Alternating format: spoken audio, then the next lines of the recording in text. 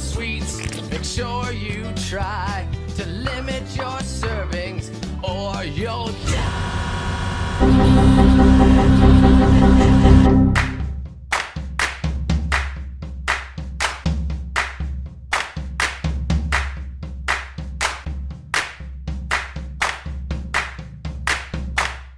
Hey guys, welcome back to S&J Talk Broadway. I'm Justin, and I hope to make as much money as Halle Berry did for the little 4 minutes of screen time she did in Days of Future Past. And I'm here with my co-host, Stephanie. And it's S&J Talk Broadway.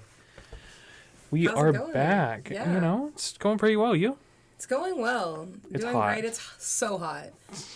So freaking hot. That's all. I'm wearing shorts today because I just can't not. I feel that. I'm gonna tough it out, but it's just like, man, like going from my car to like either the store, the house, or to work. It's just like those 2 minutes is like an egg. It's Right. like it's so bad. And I'm fortunate enough to work from home, but every time I like take the dog out, oh my god, it's like the sweltering heat. Don't want to do it. No, I'm good on that. But yeah.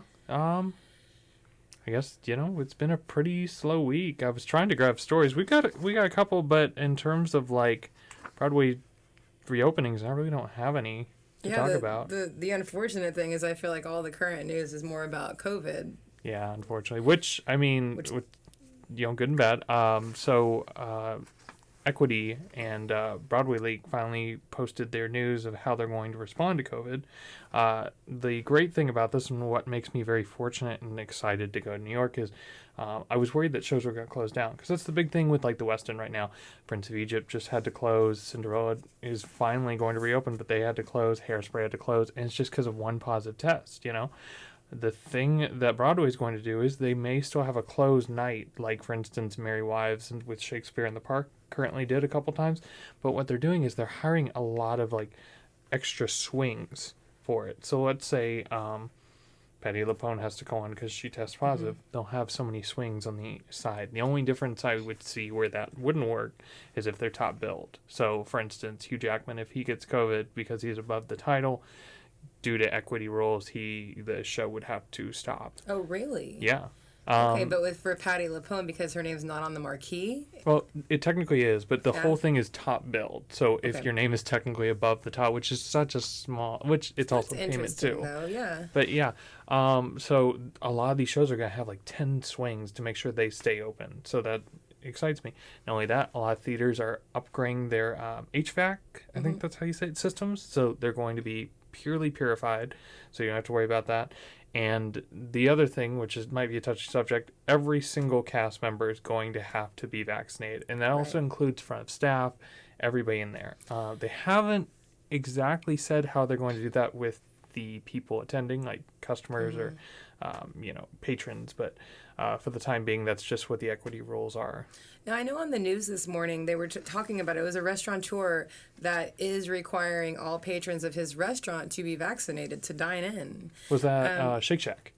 I honestly, it was a restaurateur. I didn't get a name of a specific restaurant. But that being said, I would think that, I mean, if they have that kind of power, if it becomes a problem, like I don't think that's like the first thing you do when you reopen is that you demand a vaccination card. But if we start going down a path where that is something that we can do, there's always that, right? Yeah. I know that in Tulsa they just held Green Day was here last week, I think it was. Yeah, it was a pop-up. Yeah, just a pop-up concert. Their tour started, I think, either maybe last week or this week in Dallas, and it was a vaccination-only concert. And the only people that could get tickets were vaccine people. So, I mean, I see that as an opportunity or an option, I guess, if it gets to that point where shut down or figure it out. I mean, at least there's that. True. And if you want to see some theater, then you follow the rules, if you will. Yeah. But, I mean, it's glad that they have a plan in place. A lot of people were, like, banging on Equity's door, like, you know, hey, I'm glad we're getting back to theater, but you have not shown up. Like, for months, people were begging, like, what is your plan? Because just to say Broadway's opening in September, that's not an answer. So I'm glad we finally have some groundwork. You know, it's great that we have a plan. I love that they're actually, you know, upping the theaters, putting in actual, it's about time, really. Yeah. But I mean, I still feel like it's early. True. We're a month out, and as of now, it just seems like what? We're actually a week out. Passover starts in a week. Oh, fantastic! It's crazy, right? Fantastic, yeah. I just hope we get it under control as a country, and it's not this snowball that doesn't stop getting bigger. True. But, go get vaccinated, America. It's just Right.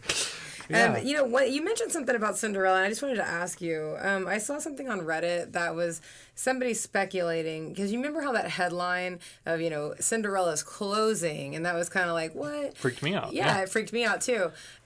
Somebody said that when you close, you don't have to pay the actors, but when you are temporarily, when you work, it's about, it's all semantics, right? Oh, yeah. But is that something that you're aware of, or that you knew anything about? Yeah. Where you say this thing and then nobody gets paid. If you say that thing and it's like a delay or something like that, then everybody needs to get paid. So actually, this is funny. When Broadway closed down back in March of last year, most of the actors got paid for a month. I think that's what Broadway's equity. With the West End, it's different rules, and I couldn't tell you off the top of my hand what it is.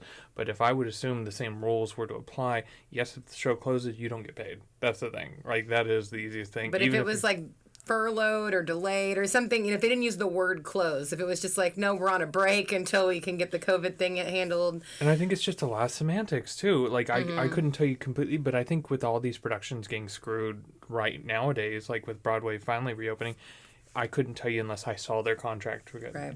It's kind of it's funny. Company, the reason it's coming back, it put in insurance money, and that's only because Marianne Elliott, the director, has been burned so much by her shows before that she basically paid for every single insurance policy to make sure everybody inside and out of that theater that was connected with the project would still get paid and the show would still go on. But in terms of Tina Turner, they are struggling to get their insurance policy, the minimum they paid for it. So it's just it depends a lot with how each contract is made. But most of the time when a Broadway show does close and they announce they're closing, that's it. Even if you were contracted for a year and a half, which is, unless it's Hamilton, newer shows are going to close anyways. You may be contracted to play that much, but if the show closes, that's it. And so that, I could see that happening. Just Andrew interesting that it closed, quote unquote, and it's reopening 3 weeks later. Close is just such a final word to me in the theater world. When something closes, it typically closes. It's done. And I think here's the thing. If it were to close, you would have to readjust everyone's contract. So I kind of am skeptical about that. If they were to close the show and then reopen in 3 weeks, there's no way they could get, unless they had the contracts ready to be signed and everything.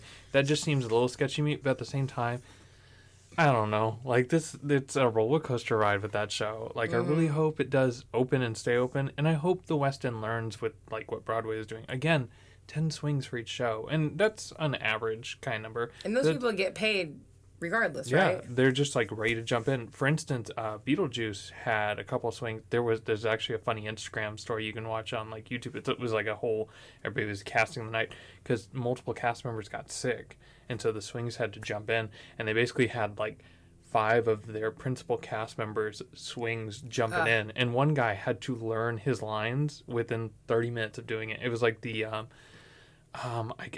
guy comes in Act 2, and he's the crystals dude. Otho, I think, from the movie, his name. And so he had to learn his lines 30 minutes before the show, and it's just swings are the most underrated, underappreciated Broadway members because they jump in like that. When I saw Broadway in Chicago, I saw a couple swings. Actually, I thought that whole cast was amazing, but it's just people who weren't primary members on the playbill jumped in, but they're meant to cover so many roles and really jump in. So the fact that there'll be 10 people doing that, right? And who's to say number 9 or 10 is really going to jump in unless it gets that bad? Maybe they swings for several shows. True. Maybe I'm a swing for 3 or 4 shows. Maybe I'm number 10 on 3 or 4 shows. And they're just in Times Square waiting for the call, and it's gotta go to Hamilton. He's Elmo in his off time, and when they call him, he's he's taking pictures with tourists and the rest of the time. That's those fun. guys make bank, Do by they? the way. Okay, so I was reading a funny article during the pandemic,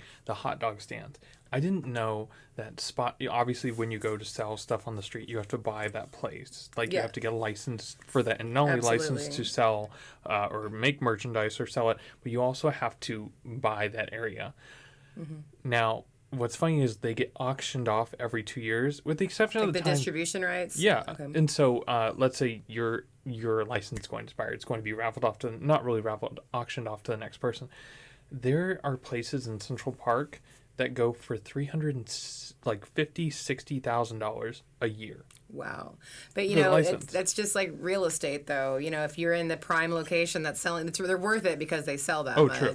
But that's incredible. I didn't realize they had distribution rights. It makes sense, though, because if they didn't, you'd have a vendor, like, they'd be on top of each other in New York fighting for the same, like, hot peanut, vendor. You can't see the park. It's just a parade of just hot dog They'd be stands. going to blows. You wouldn't be able to walk through Times Square because you have to, like, hop over a pretzel cart. Yeah, so I do understand why they have that, but that's interesting. Yeah. That's a big business, huh? I mean, the city's just making that. That's just their, because they're paying the city for that license. True.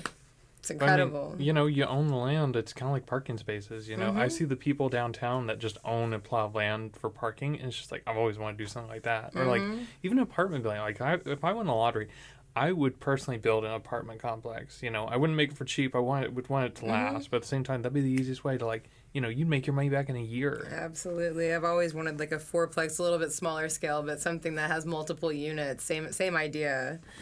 I agree. Yeah, we're going to go on to our segment that we cover each week, which is... What did I miss? In terms of Broadway news, like I said before, although there's no new news to report on reopenings with Broadway since our last episode, there's at least some news with upcoming Broadway tours. Today, the network's non-equity cast of the upcoming Hairspray tour was announced, and it will be led by Andrew Levitt, a.k.a. Nina West, as Edna Turnblad, Nikki Metcalf as Tracy Turnblad, and Tanisha Harris as Motormouth Maybelle. The tour, which is helmed by Jack O'Brien and Jerry Mitchell, will begin performances November 12th at the Capitol Theater in Yakima, Washington, with an official opening night of November 17th at the San Diego Civic Center. That's a mouthful. I don't know why. It's like, oh, man. I'm excited for this. Like, I don't know why. It's like, so I heard it was non-equity 2 years ago, and I was like, but it's like a remount tour. A lot of the original, not cast, but creative team is like coming back for this tour because they want it to be as much as to the original. Obviously, it's not going to be the original Broadway, show, but it'll be as close to the tour that preceded it later.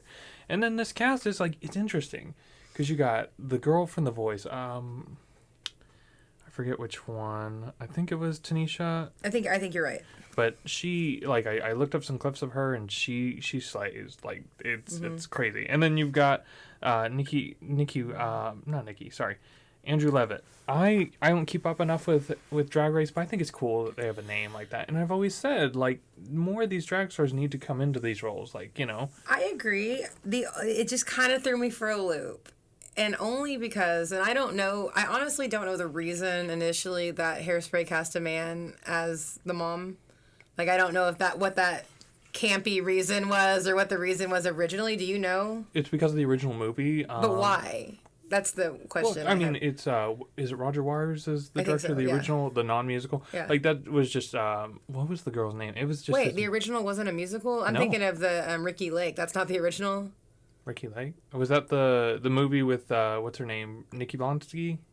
The one that... No, Ricky Lake was the original Hairspray. There was a movie before Nikki Blonsky. That was a remake. So the non-musical version, like I know the non-musical one is the original with the Roger Waters directed. Mm-hmm. I don't know if there's another version. I guess I'm not aware of the looking it up, yeah. But anyways, like the Edna Turnblad character was just... It was a force kind of like in the original, in my opinion, because that was Roger Waters' muse, was whatever her name was. I can't think of her name. But she's in everything, like Red Flamingos and Red Shoes. What is it? Roger, one second. Waters. Sonny Bono, Ruth Brown, Divine. I think it's Divine. Okay. So I guess I didn't realize that wasn't a musical. Ricky Lake is in it. Ricky Lake is Nikki Turnblad, or not Nikki Turnblad, but she is Tracy Turnblad in this version. Oh, okay. Yeah, Ricky Lake, the talk show host. That's her. Okay. Yeah, but I guess what I didn't, my point with bringing up all this is I was just surprised, because like to me it was always played by someone that was like, it was like obviously a man. And I kind of like, I don't know, I don't know why, I never knew why or what the reasoning behind that was, but I thought that was a choice that they made, and that's what they did. And this is a drag queen, so like this is like, this is a woman. I know. It's just a different. It's like a different telling, right? True. Like it's I not don't as know. campy as like John Travolta. Yeah, so it's like, yeah. you know. I don't know. It just seemed like a different play. Like he's gonna play a mom. I don't know. I'm just gonna have to wrap my head around because he's basically playing a drag. He is a drag queen, but he's playing a woman. And in the original, it was like Harvey a man Feinstein. obviously playing a woman, but like I guess in my mind you always saw a man. It's gonna be a queen. Yeah, I mean, I think different. it's so. Because like John Travolta wasn't really like trying. It's not like it was meant to be funny. Yeah, if he wanted to enlist the help of RuPaul's Drag Race, he certainly could have, but it was clear that he didn't, right? Sure. And that's my point is like it's just like not a glammed up like beautiful woman, which I think Nina West is, versus like a John Travolta. So True. it's different. It's different. I mean, casting. and that's the thing. The first act is always like, I guess the first part where you see Edna is always like in the dreads and all that, like housewear. So it's like when it comes out to Welcome to the 60s, it's always been like, even in the original productions, like she's glammed out and all that. So it's like, I do think like putting, a drag queen, in terms of like, will really like bring that Shazam when that star comes. But I don't know. It's like, different. it's interesting. Yeah, but I'm gonna have to go back and watch the original Hairspray because I honestly didn't realize that wasn't a musical. Yeah, I think there are songs, but it's not like a full-on musical. It's almost like a review, kind of like Smokey Joe's Cafe, where it's just like there are songs that people know, but it's not like a full-on musical. Everybody stops the scene, and it's like life just breaks out into music like I wish life was. Yeah, it's not like that. Life isn't like that. What do you think? I wish. But yeah, in terms of other stories, this week it was reported by the New York Times that famed dancer Amar Ramasar will retire from the New York City Ballet. Ramasar, who has been with the company for over 20 years, was previously accused of sending inappropriate text and photos of other city ballet dancers. His final performance will be Balanchine's A Midsummer Night's Dream. Ramasar has also appeared on Broadway in the recent revival of Carousel and the even more so recent revival of West Side Story that has yet to officially comment when it will resume performances.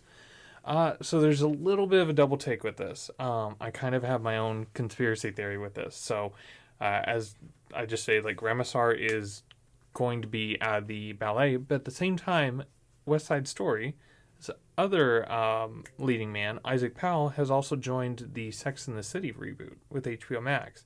Okay. Now, I don't think I covered this last time, but West Side Story actually said they were coming back about 2 weeks ago. They said they got federal funding, and they will be making an announcement come soon.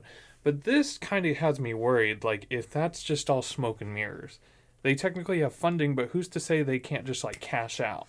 So they have funding, and Amar, the person you're speaking of, Amar Ramasar, is a cast member currently in West Side Story. Yeah, so when the pandemic started, like, Isaac Powell was, and I couldn't tell you the names of the guys in the show, but Isaac Powell and Ramasar were the big headlines of this show. Now, this article doesn't say Ramasar is out of West Side Story, but I kind of get the hint that either they're going to recast this entire show, or they're out, or this show is not happening.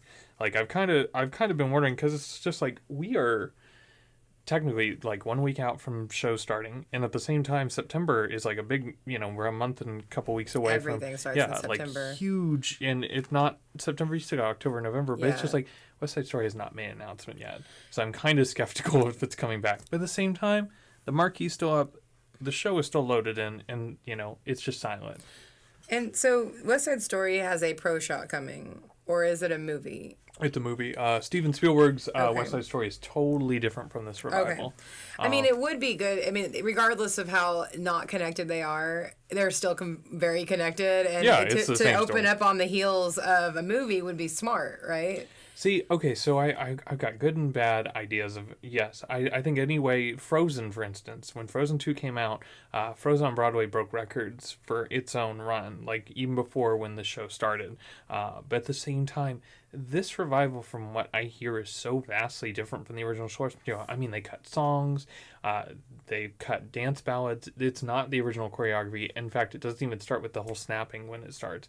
Like, this is a whole turn on its head, new age version of West Side Story. And I've heard a lot of people complain, good and bad, from seeing this show, because they either come in and it's like literally like there's a 5 foot screen that when they're playing, it's being projected on, and people are like, I want to go see a movie. Like, it's so vastly different, you know? Right. So this could be good or bad. Now, at the same time, when the Steven Spielberg movie was supposed to come out in the first place, it was going to compete with it anyways. Right. So it's just like, it's going to come out no matter, the movie's going to come out no matter what. And I would just say, just put it back up already. Like I said, if you've waited this long to make an announcement, everything's still there. You know, even if you lose, you're to mainland. And again, I don't know if Amar Rimasar is leaving the show. And Isaac Powell, so he's joining the Sex and the City reboot, but I mean, the original Sex and the City was completely in New York. So to me, there's not a huge conflict of interest if the fact that he's in New York and he may still be able to perform. I mean, a lot of times these people launch a show for what, like 5 months, and then onto the, then they're onto a new project. So I don't know. And that's the other thing, is just like how it's a streaming only, or it's direct to streaming. HBO Max, right? So it's also a matter of just like, it's very vastly different from any kind of shooting. For instance, Younger, when Music Man was originally going to be put on Broadway, and this was when it was opening back in September of 2020, there was a big rumor coming around that Sutton Foster was only going to be there for 3 months, and then she was going to be shooting Younger, which was going to be a Paramount Plus exclusive now. I think it plays on both, but it's like, that was the reason. Just like they were going to take her out for an extended period, have someone jump in the role, and then she would come back in. So it kind of makes me worry, like, if this is a similar thing. It's not just like, yes, they do film in New York, both of them of which, but it's just like streaming is just such a vastly different, like, we need to get episodes on now. So it's just like they kind of put all of this energy into like filming for extended period of time. The most recent generation, a lot of those people are just like dropping out of a lot of their extra, Their side jobs. Yeah. Just because it's taking, like, they're trying to put out more and more episodes. I think they've finally finished that first season, but it's just like, that, and you have to stay with pandemic, rules and all that. It's a whole mess. And I can't blame them. Like, obviously we have a whole, podcast centered around the theater and Broadway because we love it. But I can't blame someone wanting to actually launch their career and be on television and become a household name. True. I mean, Broadway will always be there when they come back. Except, right. and that's the other thing with the Amar Rimasar. This was good and bad press when this happened. Yeah, let our audience know what this is about. So, Amar Rimasar, I may be butchering his name, and I hope I'm not. But anyways, when he was in West Side Story, he shared some explicit photos of a few cast members and his still girlfriend to a lot of the cast members. This immediately, like in text and whatnot, or yes, like just kind of sexted to other male cast members, kind of bragging. Show. Yeah, and or just, I don't know, it was a mess. Just being crude and sending inappropriate photos of people that are also in the same company that he is. So when he sent them, and they hadn't even started previews yet, but anyways, like the news broke and everybody went for his throats. He was originally fired from the New York City Ballet, and there were protests outside the Broadway Theater every single day until that show had to close because of the pandemic. Like, there were people out picketing, people going in, like... Picketing him, correct? Yeah, and there was just, like, every single day. Now, he was reinstated in the New York City Ballet. Yeah, I saw that they had an arbitrator come in and say that the ballet overstepped by letting him go. Yeah, and that was just a lot of contractual things. Like, obviously, when you sign someone, like, there's a few pieces of red tape and all that. He was brought back on. But West Side Story never made it... any kind of, like, not really announcement, but they never, like, acknowledged the fact. I even watched, there was So was he already signed on to West Side Story when all this, like, drama broke out? Oh, he did this, like, during West Side Story. That was the thing. Like, when they were in previews, that's when this whole thing went down. Wow. Or, sorry, when they were... rehearsals? Yeah, rehearsals and tech and all that. Because this, like...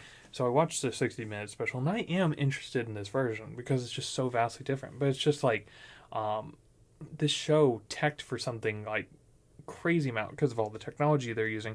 I think it was like 4 or 5 months, like, in rehearsals, getting everything ready, and these people were, like, pushed to the brim.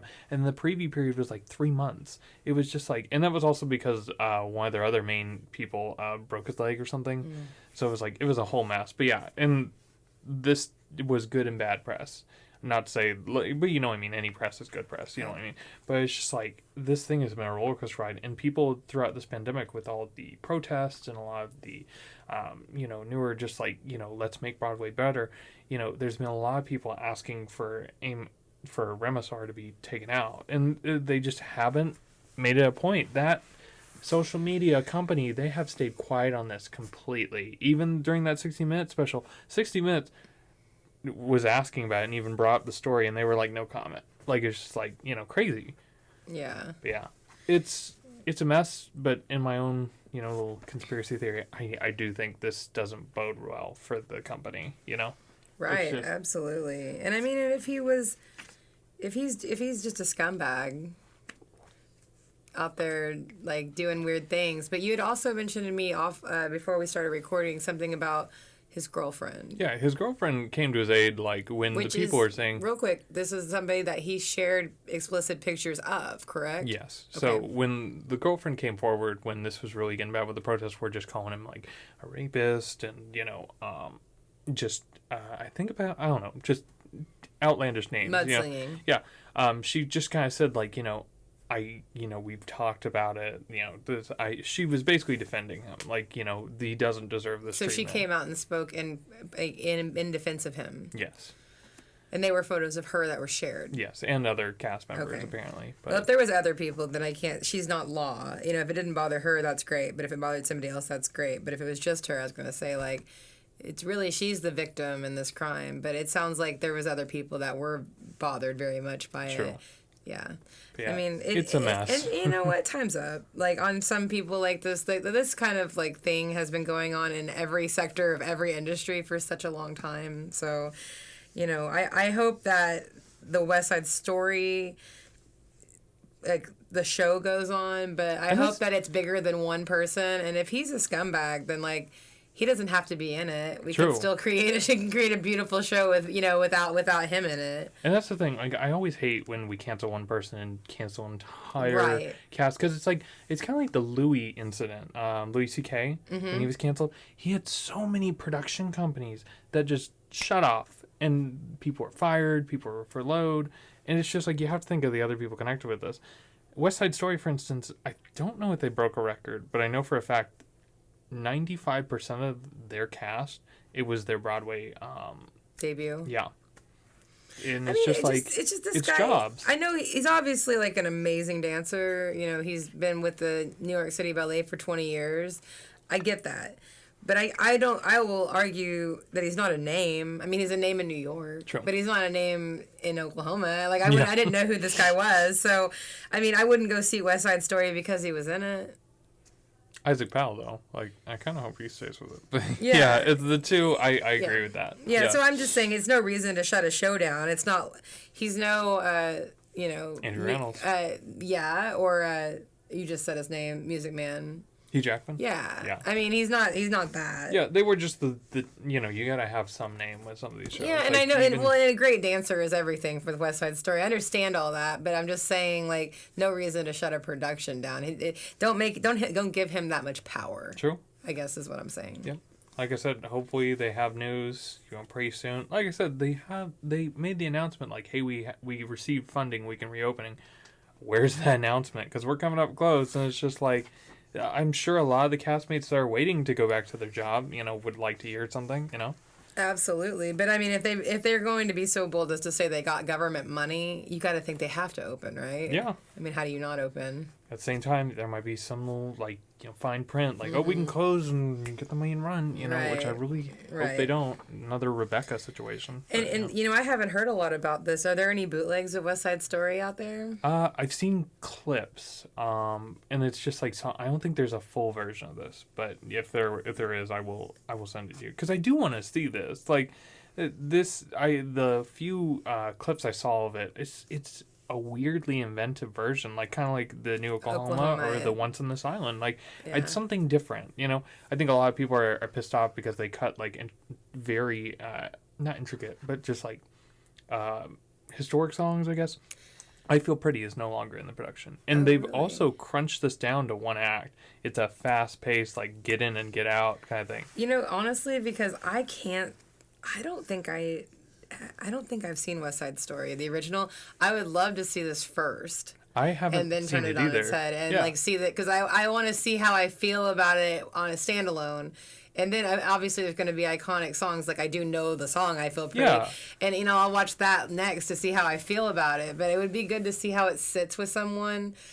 Without having that context, because like when I saw Oklahoma, like I have definitely seen Oklahoma, but I definitely do not remember it. I was like 5th grade and under, like I just didn't have a big memory. So when I saw it, like the dream sequence is interpreted in a unique way in the new play. It was all new to me. I'm like, what are we watching? What's happening right now? It says "Dream Baby Dream," so I'm assuming this is a dream sequence. Like, and I think it's almost better to not have any expectations going into a completely reimagined revival. True.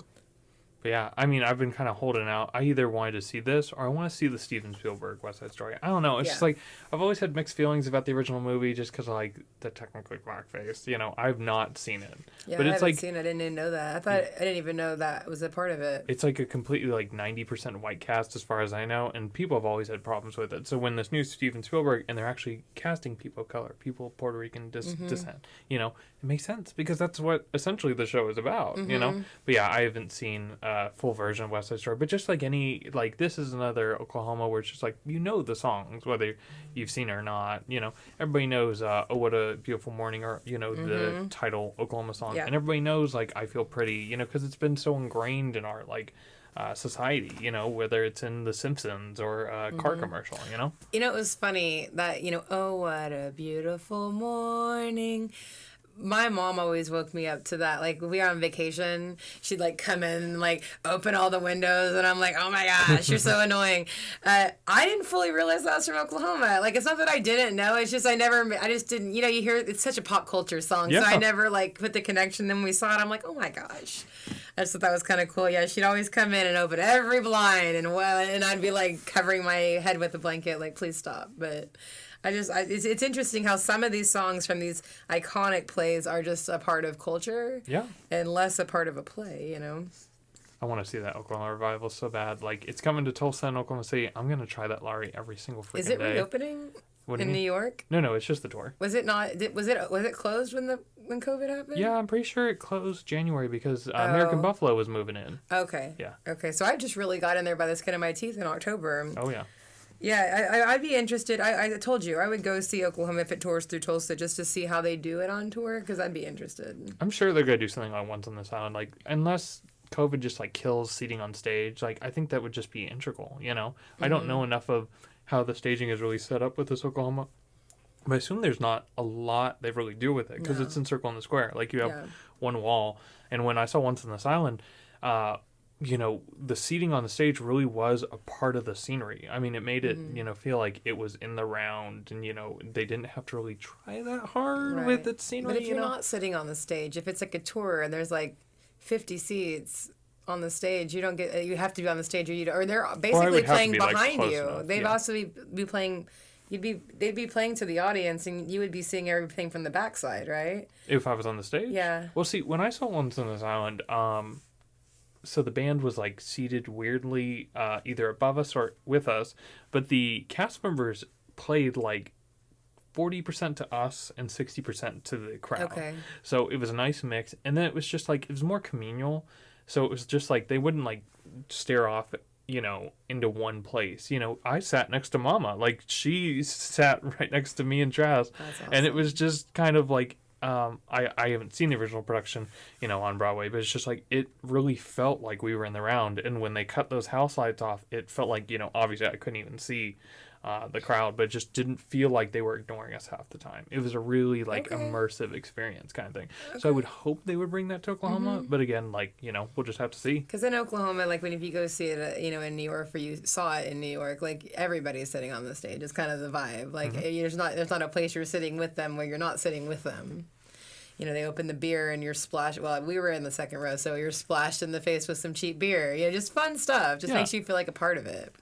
Man, I want to see a show in the round so bad. Like, man, it's just like, This is the show that the Chicken Biscuits doesn't really like do anything for me. I was like, if American Buffalo opens again, like when me and Travis were going, I was like, I want to see Darren Criss. But it's like, I don't even know if that's going to open anymore because K-pop is supposedly moving in there, which actually sounds interesting. It's like it's a K-pop inspired musical. It's a musical, Yeah, really. And it's like think of Six, but not any kind of historic, just kind of like that kind of vibe is what I've heard. It did not really an out of town try. It did off Broadway a couple of years ago, and now I think they're doing an out-of-town tryout now in DC, and then it'll move to Broadway supposedly this season. I think it's like moving this January or February, but we'll see. It's interesting. But yeah, in terms of other stories, let's see. In terms of other stories, Chicago's Shakespeare Theater will stage the world premiere of the new musical The Notebook, based on the best-selling novel by Nicholas Sparks that inspired the popular film starring Ryan Gosling and Rachel McAdams. Tony nominee Michael Grief will direct the limited engagement scheduled for September 22nd through November 8th in the Yard at Chicago's Shakespeare. Yeah. I think it's a really, when I read this, I was like, oh my gosh, it hasn't been made into a musical already.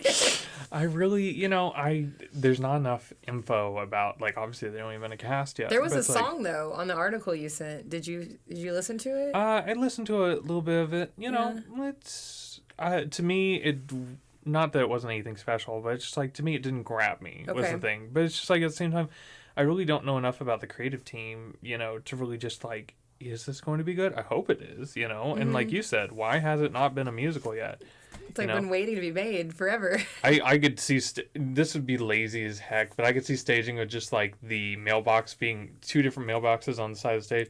And you got the Ryan Gosling character and Rachel McAdams just like handing one and going out the other. I know that'd be lazy But as I'm just heck. thinking of the cover of the movie. I need like Rachel McAdams. I need there to be rain at some point in the thing. They have to figure out how to make it rain in the theater. That's going to be, if they can figure that out. I mean, so funny enough, the new company has rain, and actually that West Side Story revival has rain. It can be done. It's a mess, and I'm sure it is. the orchestra usually pays in terms of like they get wet. Yeah. So it's like it can't happen. But it has to happen in the book. I can't imagine. Just only because, and I've only seen the movie like once a long time ago, but I know Tragic Love Story. But just because that scene on the front of the DVD cover where it's like they're in the rain and they're like embracing each other or something, that's like all I think of with the Notebook. Yeah.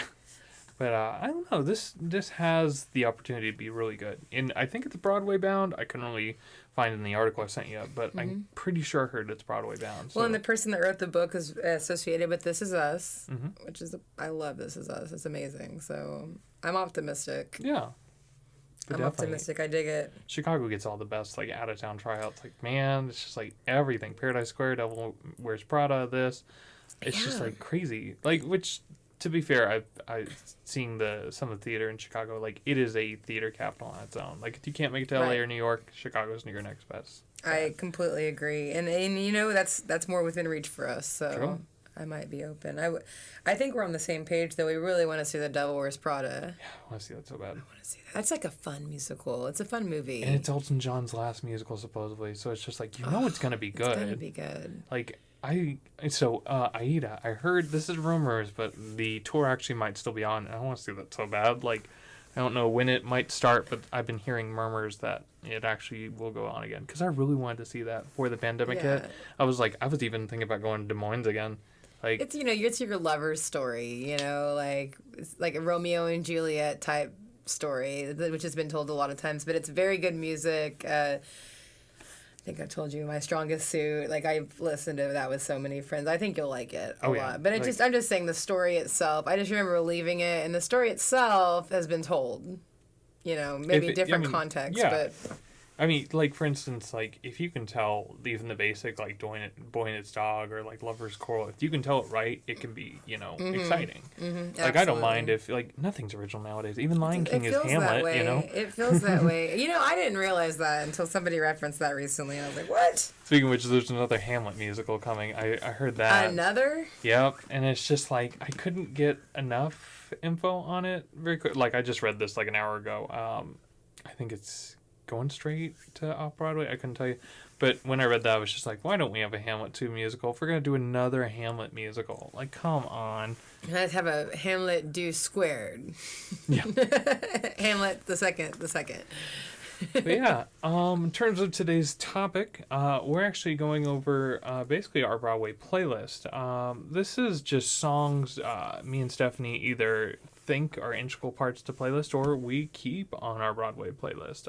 These are our favorites, guilty pleasures, you name it. We've got just a chunk of songs we listen to on the reg. So Absolutely. yeah. What was the first song you want to mention? I'll start it off with a popular song on a popular play. I'm going to do On My Own from Les Miserables. Okay. And, you've heard me complain about the version on the movie where it's raining and she's singing. It's literally the best. It's not even arguably the best singer. It's the best singer in the movie, and it's raining. And if they play it on Broadway HD, not Broadway HD, if they play it on Broadway on Sirius, it's got rain in it. It just drives me nuts. But there's so many good versions of On My Own. I want to say Lea Salong had done On My Own. I want to say she's performed that role too. I may be wrong with that, but that is like a sing it in your hairbrush, own it kind of song. True. What are your thoughts on that song? Do you like it? I think it's a good song. I think Les Mis has a lot of bops, for instance. But it's just like, yeah, I wouldn't be surprised if Lea Salong has done that. Erica Henson played that role too. She was Katie in Mean Girls. Oh, okay. But yeah. Yeah, she has. It's Lea Salong On My Own. You're fine. That's probably the only reason I even knew that from memory is because it's like the version I listen to on YouTube all the time. But what's funny is like if it hasn't been recorded, it's probably a Studio 50 or a Feinstein's 54 and below version. You know what I mean? It's just like I was looking to see if Jeremy Jordan had done anything with Little Shop, and wouldn't you know it, he had done it as Feinstein setup. Which so that's like a goal. I want to go to 54 below. Yeah.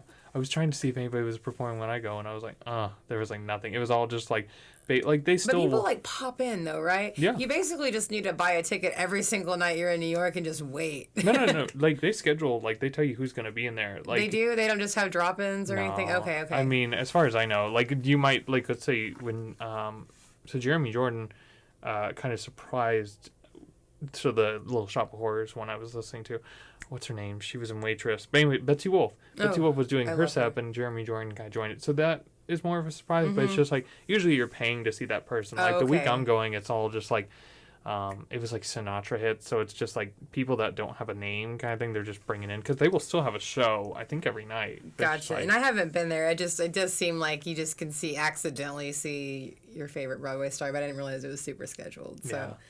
Yeah, Betsy Wolfe, I actually saw her, I forget the guy's name, but in Denver, they did the last 5 years, but it was just them and a pianist and no set. And it was wonderful. I bet. It was just back and forth, just microphones. It was really, really good. I had no expectations. I actually didn't know the story.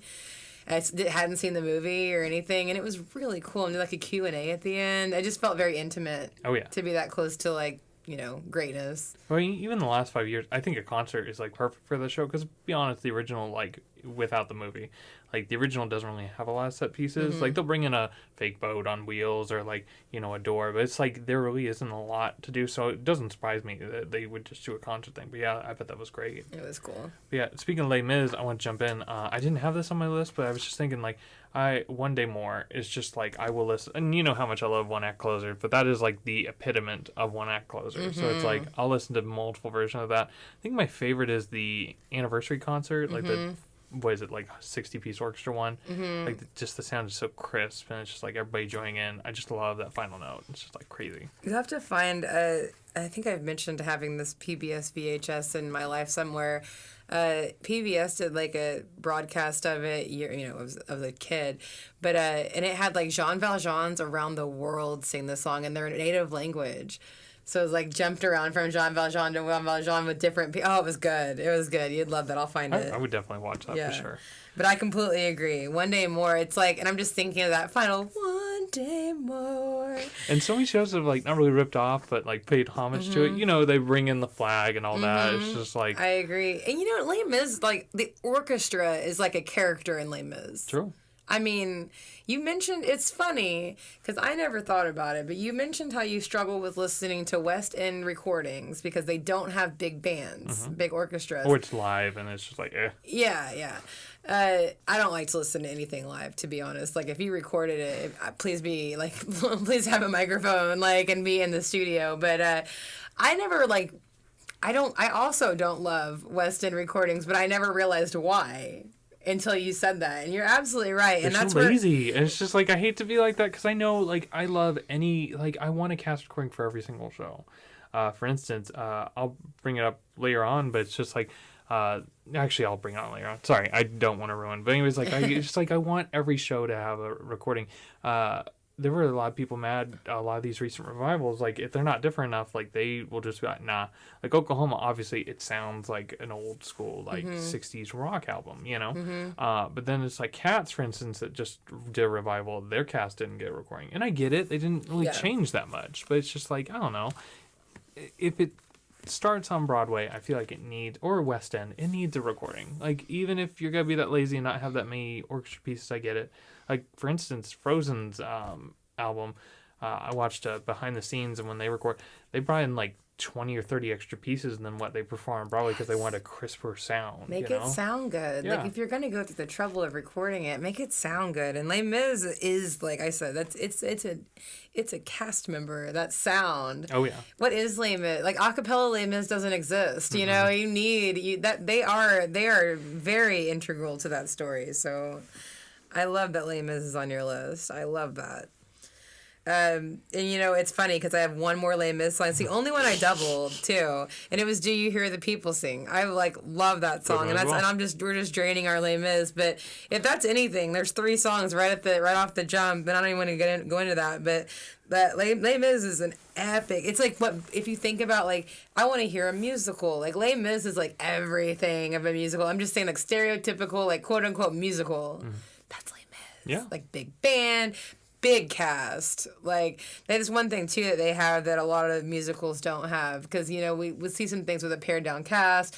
Like, they can get that big sound from Do You Hear the People Sing, because there's so many people singing. Yeah. You know, it's like 40 at least, you know. yeah, and, you know, most plays don't have that many people in it, like.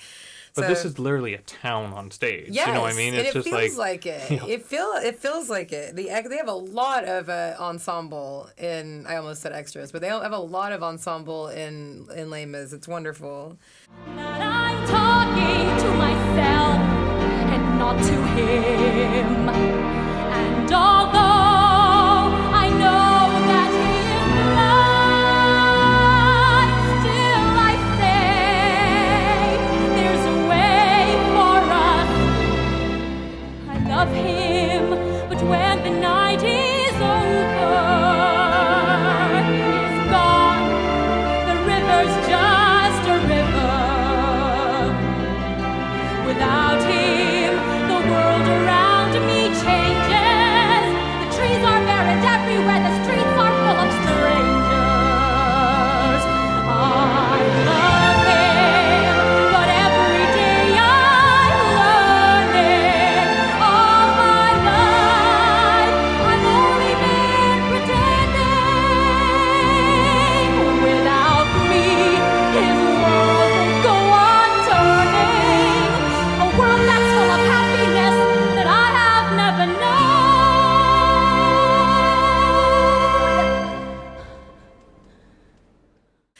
All right, so let's get off of the Les Mis train. What's something else that you enjoy? So let me get my just basic option out of the way.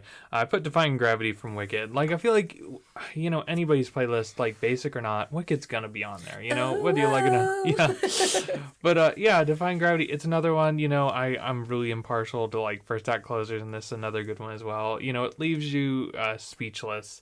You know, it's just that integral part. It's the thing you're going to remember when you watch Wicked. It's just seeing Elphaba fly above you, you know, and it's just, this song is another good one. If it wasn't this, I would say Popular is another good one. It's but funny. Like, So For Good is actually mine. There we go. That's the Wicked I have on my list is For Good.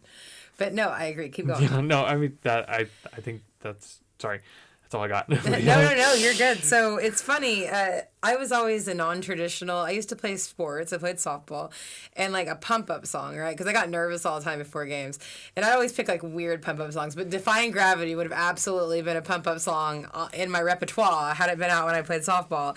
Like, because it's inspiring. It's like I can do it. I can do anything. I can defy gravity. Like, I agree. It should be on anybody's playlist with the music. And for me, like, I mean, I don't know. You just feel like you can accomplish things and tackle things afterwards. And if you don't feel like that, you should feel like that, you know? So I agree. It's a power song in the Broadway world for sure. True. And I know you told me it's already been done, and I'm bummed about it. But there's like this little part where it's like, oh, and I wanted to just compile all of the ohs throughout all of the recordings, and apparently I wasn't the first to have that idea. Thanks to the pandemic, like they did it. Like people were bored. Such a bummer. Yeah. Speaking of which, I saw TikTok today when I was doing more research to get ready. And I'll look up theater, like the hashtag, and just scroll through what's trending. And I saw this one. I don't mean to gatekeep, but I do want to make a point. Like, I saw this girl, and it's this meme where it's just like, hey, I like you, have a cupcake. I like you, have a cupcake. And then the one they don't like, they'll be like, ew. Like, hey, I like you, have a cupcake, right? Mm-hmm. And it was like Waitress, Mean Girls. It was another basic option. It was just like, but anyways, the one they didn't like was Spring Awakening. And I was like, and then I was like trying to think, it was a young person. It was like maybe like 16. So I understand. Oh, SpongeBob. It was SpongeBob was the other one. They like SpongeBob over Spring Awakening. But it was just like all these basic, it wasn't anything really creative. You know, it wasn't like If Then or anything. Like it was just weirdly like. But then I remembered, like, wait a minute, what was I like in middle school or high school? And I was like Avenue Q, Wicked, and I probably didn't. Oh, and Ghost, which I'll talk about in a bit. But it's just like a lot of these like very big musicals. And then Dee would ask me at the time, which I do like Martin Millie now, but at the time I was just like impartial to. That would have been like the ew. But it's just like I get it. She hasn't been exposed to a lot of like you know, and that is the popular musicals, you know. Absolutely. And you don't know what you don't know too, you know, and if you didn't get it or you don't like it and you know, people, they're popular for a reason too. True. They're not bad shows. I want to make that clear, but at the same time, it's just like, you know, Spring Awakening's not that bad. No. And you know what? I haven't ever like gone down the rabbit hole right for that. Like, I'd have to see. I think that's one of the plays. I know you like to not listen to them before you see them. I've tried to listen to it. I think I need to see it. Yeah. I don't think I can follow it by listening to it. It just kind of, it like loses me. And I just feel like I need to be invested in the actual story to fully get that.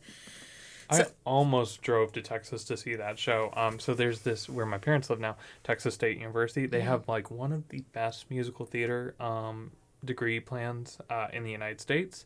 But you can look at their clips. They are plays that they put on are amazing. Like they are like top notch. And these people, like for instance, when they did their Spring Awakening, finally, I was gonna go when the pandemic happened, and they had to like stop it. But they still did a recorded version, I think, with mask.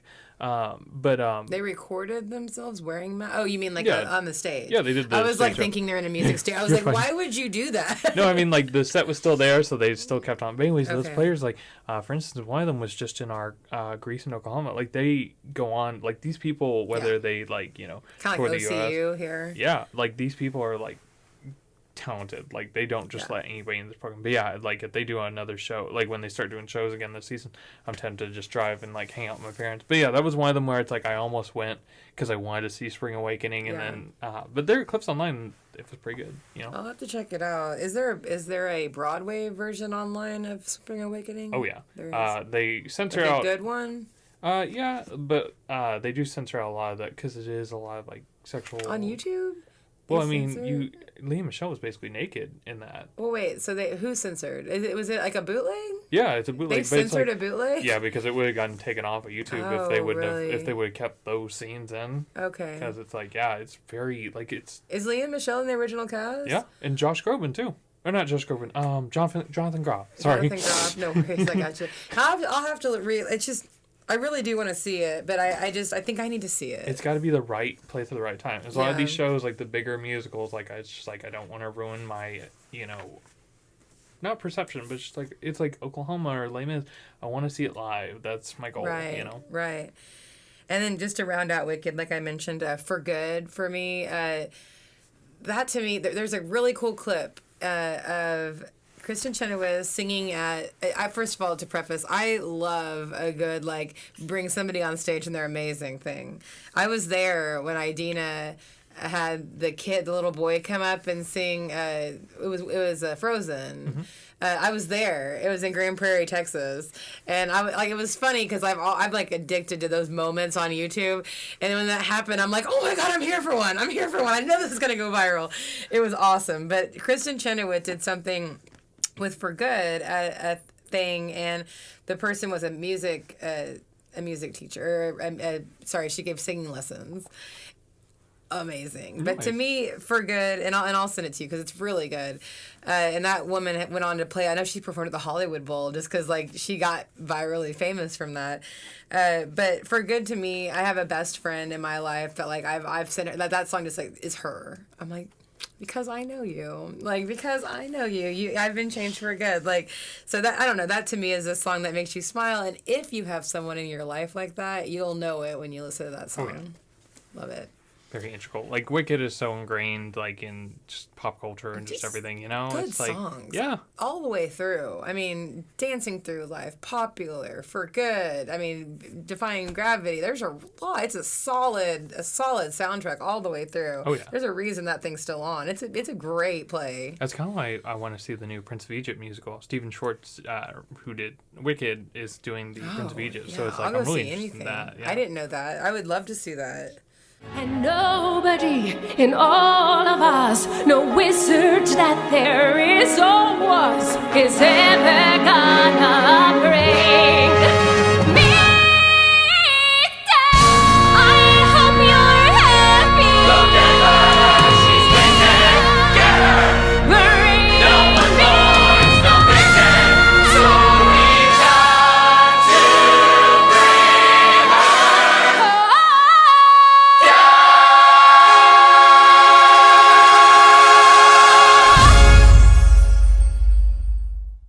But yeah.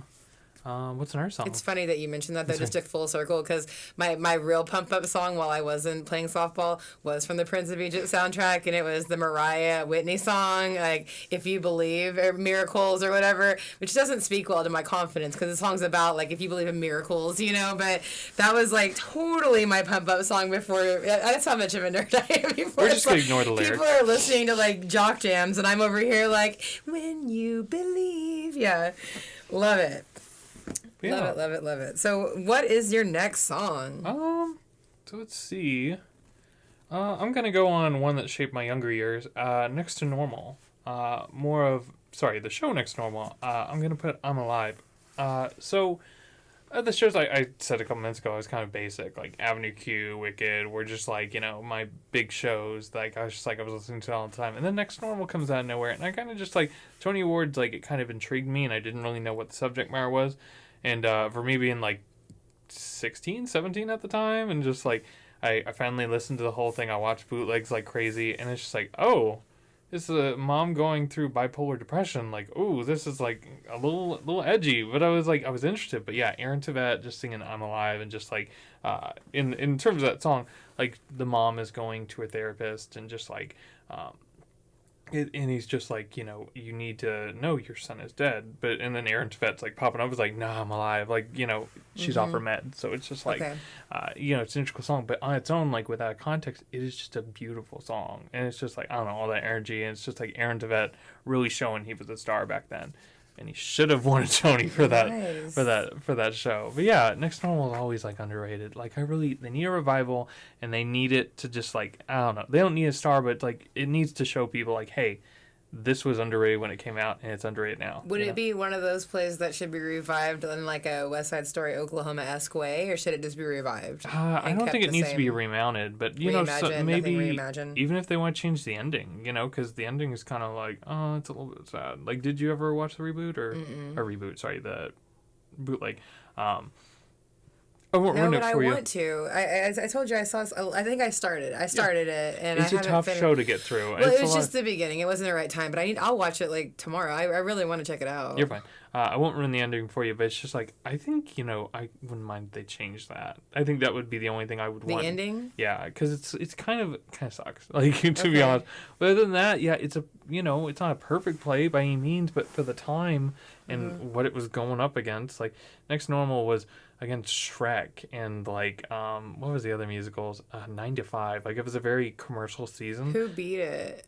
Who won? Billy Elliot. That's what won. Okay. So I will say Billy Elliot is not the worst show, but at the Right. same time, it's still commercialized. This was the only, I guarantee, I think it was the only original musical at the time for that season. So it's just like, it's just kind of shuffled under the rug for another commercial season. So, Right, another movie they turn into a musical. yeah, which I'm not going to throw hate on all those shows. I Right. still think they're good, but at the same time, it's like, I really wish this show would have gotten more love when it came out. And Yeah. maybe we weren't ready for it. When did it come out? That would have been 2007, 2008. I feel like it would probably be a timely play to bring back then, because it's so different Oh, today yeah. than it was in 2007 or 2008 in terms of like we're ready for Mental health. yes, we're ready for complicated subject matter. We're like I don't know that we've always been ready for that. Not in every way, but I think mainstream we're ready for that. Oh, So yeah. maybe it's a timely play to bring back. Put a little pamphlet in there and be like, hey, take some time for yourself today. You know what I mean? It's just like, it's a great play. I love it. And I love the song. And again, I hope Aaron wins that Tony. Like, he's the only one nominated in his role. And they've done this before where it's just like nobody gets it. Theater League. I hope they made the right decision. We've got 2 months till that happens, by the way. Really? Yeah, 2 months. I saw it on Instagram like the other day. Like Until 2 the months. Tony nominations come out? No, sorry, till the Tony Awards. Tony, Nominations oh, are yeah, out. yeah, okay, sorry. okay, yeah. Those awards. I was thinking the next year. I was like, they haven't had anything come No, out. you're fine, but so yeah. Aaron Tveit is also in Brigadoon, correct? Yep. He's the Tunnel of Love. Yes. Okay. He's like, it's like, not to say he's underrated. He is underrated. That's the thing. It's just like, but it's like, man, that man needs a win. Like, it's just like, he's in so many things too. And it's just like, I watched a TikTok where it's like when he was doing, so some girl found his filmography or playbillography, and it was amazing. Like, he did Next to Normal, starred in Catch Me If You Can, and then went back to Next to Normal. But at the same time was doing 2 other off-Broadway plays, all within the span of a year. Like, this man has been working to the bone. And she was just like, what does Aaron Tveit drink? Like, freaking cocaine? Like, it's just like... I would like Catch Me If You Can's another one that I would have liked to seen. Yeah, I think that needs to have a star power. Because I have listened to the album, and I'm just like, man, without Aaron Tveit, like, it needs someone else in those shoes. Because, to be honest, it's kind of boring. I've watched that bootleg, and Aaron full Tveit... circle. Remember who I wanted to stunt cast last episode? I can't remember. He was here. He was in Oh. Catch Me If You Can, the movie. Yes, I know. I'm losing it. I would Frick, jump out. Leonardo and say, DiCaprio. yes. Yeah. So what if we? So what if Leonardo DiCaprio stunt cast in Catch Me If You Can? He's gonna need some voice lessons because that is tough. Even that first song where it's like live in living color, which is just like that's a full on. That show is a full on like it's literally a jazz band kind of thing, and it's just like, Aaron Tveit. He's a man of just like not only is he a human auto tune. I don't know if you've seen like there be compilations of him where it's just like he will tell people you're on the wrong note. Like even Kieran Olivo when he was in Moulin Rouge, he they'd go to sing together. Like I think it's Alvin Love Me or another like duet, and he would just look at her like, no, you're on the wrong note. Like he is like that audibly tuned. Wow. So it's just like I don't know. Leonardo DiCaprio would really have to push his like vocal. Right. Well, strand to and do that. I don't say that because he's an amazing singer. I just say that because it seems like the shoe fits. He originated the role, Frank Abagnale, but he's a little long in the tooth too at this point to play Yeah. that role as well. He would need some Ben Platt makeup. Maybe Ben Platt, would he be good in that role? I think he could do that. I mean, I think Ben Platt can do whatever he wants. Yeah. But would he be good in that role? You think it would work? I can't say Ben Platt is too versatile with his acting because like I've really only seen 2 sides to Ben Platt. It's either fun and zany like Pitch Perfect or Book of Mormon, or just kind of depressed like Dear Evan Hansen. I don't know if he's suave enough to do that. I'd be interested to see if he could, but I don't think know, but the Ben Platt on the cover of that album, Yeah. he's suave enough to do it. I don't know about the real Ben Platt, but the Ben Platt, that picture, yeah, but more of like like a con man kind of suave. I don't know, but yeah. it'd be interesting. I'm interested to see what Ben Platt does next. Oh yeah. so alive. I'm alive, yeah, yeah. I'm alive. I'm alive. I'm alive. I'm alive.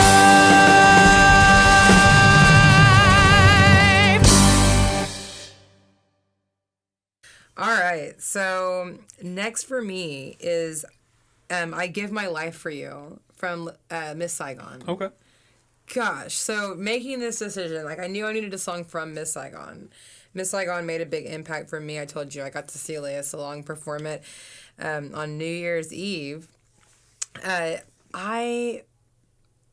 There's a lot of good music from this, and I do recommend if you do listen to this song from the original West End recording, which is what Lea Salong was in, there's like 2 minutes of music at the end of it that is not what I would consider part of the song. You can find other parts of her singing this where it doesn't have this whole extra part. But basically the song is about like she'd do anything for her son.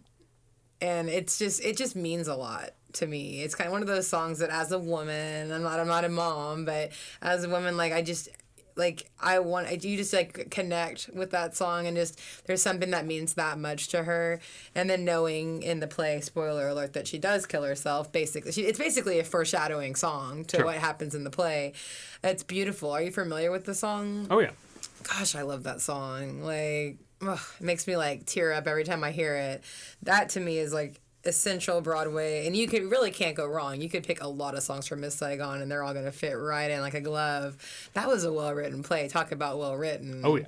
I think so. I saw Miss Saigon a couple years ago. I think the problem I had with the recordings, any of which, they're great songs, but I think like you said, like finding that spot of just like where the song begins. Not that I don't think it's a problem. It's very different in terms of like it's another talk singing, kind of like everything is sung in that musical. But when I listen to it on the recording, there are very few songs where it's like, man, I like this individual part of the song that's recorded with it, but not the whole 5 or 6 minutes recorded of it. Right. You know, it's just like, it was a lot of like, you know, because obviously you can't have like a 30-second piece, you know. It was a lot of like drive-by in terms of like, there's going to be 3 songs in this segment. But yeah, I think they should have a 30-second piece. I think that if you're going to have some sung-through songs, like they should all be sung-through play. All the songs in it, and this is just my opinion, should be standalone songs. And I should be able to be like, boom, this is the song. But, like, you know what I mean? And like, make that, like, the musical changeover moment. Make that its own song. Like, some musicals do that. Where, I don't know, overtures or different things where it's just, like, I don't know the word, but it's just music in between the songs or whatnot. I don't know. You can find a lot of stuff on Miss Saigon online, though. I didn't realize it's been around so long. Oh, yeah. 1989, I think, is when it came out. That's how I'm like, it's crazy that I got to see her perform as Kim, knowing that. I just didn't realize how special that was when I got to do it at the time, but now I do. Oh, yeah. But, that's, have you listened to that whole play start to finish, and you said, like, I don't know, that one sticks with me. Like, it's a great show overall. I do wonderful. agree with that. It's a wonderful play. I don't know, it's just tragic and sad, and this song is so tragic. Like, oh. But I love those. I also am always going to lean into a female ballad, just because I love a good female vocal. Like, I'm never going to lie with that. A power ballad with a female, like, yes, sign me up. But I will say, like, when she does kill herself, spoiler, that was, like, one of the quietest I've ever heard at theater. It's just, like, you hear that gunshot and everybody's like, and then just, like, dead silence for, like, 3 minutes. It was, like, crazy. And I don't know if, like, I don't think you expect it. I think that's where even though she literally sings the song that I just referenced about, I would give my life for you, I don't think you expect it. It just comes, I don't know. It just doesn't seem like, and again, it's the same, ending, it's a tragic love story. It's the same, like, story we've seen so many times, but it was shocking because you, like, love her by the end of it. Like, you feel like you empathize and you, like, you see her feel like she thinks it's something it's not, and, tragic. And then to think that happened so many times. I mean, that's where it's like it's not historical, but it's talking about a time, and that certainly happened. Not her killing herself and all that stuff, but like there were certainly children born in Vietnam True. of American soldiers. There's no way it wasn't. What was the song?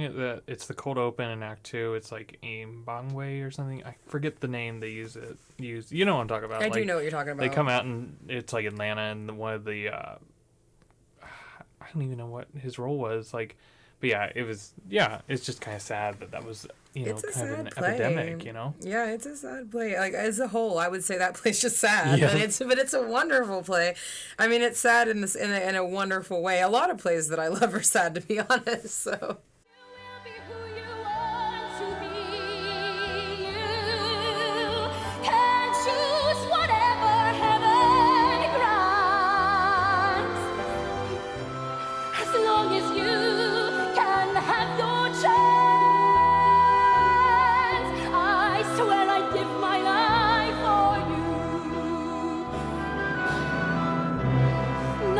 Stop what I must do. I swear I'd give my life for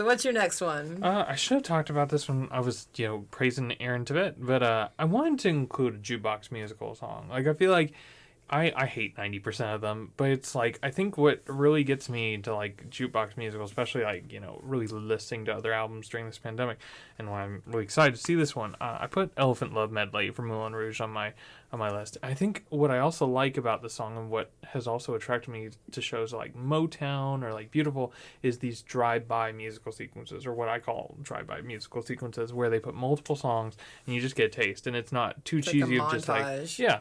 I mean, don't get me wrong. Like Moulin Rouge, the whole album, like when Cara Levio stops the show to sing "Firework" by Katy Perry, it's a little bit cringy. But when we get a taste of just like multiple songs, and I hadn't seen this done until I saw Motown. It was just like I went to go open up my playbill, and it's like I saw Motown? Okay. I went to go open up my playbill, and it was like 100, 200 songs listed. I was like, how the hell are they gonna do that? Like, this show is only 2 hours, and then like the first song hit, and it was just like 30 seconds of this, 20 seconds of this, 10 seconds, and it was like a nice little like, I don't know. And it's just like, so when I hear songs like this, like it's just like you get a little taste of it. It's more interesting than just stopping the scene and being Right. like, singing Firework. Well, and there was, and I've only seen the movie. Have you seen the movie Moulin Rouge? I have not. I was kind of like, I didn't want to spoil like the musical Well, for me. you wouldn't spoil it because I've seen the movie because it came out like forever ago, and I was shocked. It's honestly, after seeing the movie, I was like, I don't need to see this play. Like, I didn't need to see the play.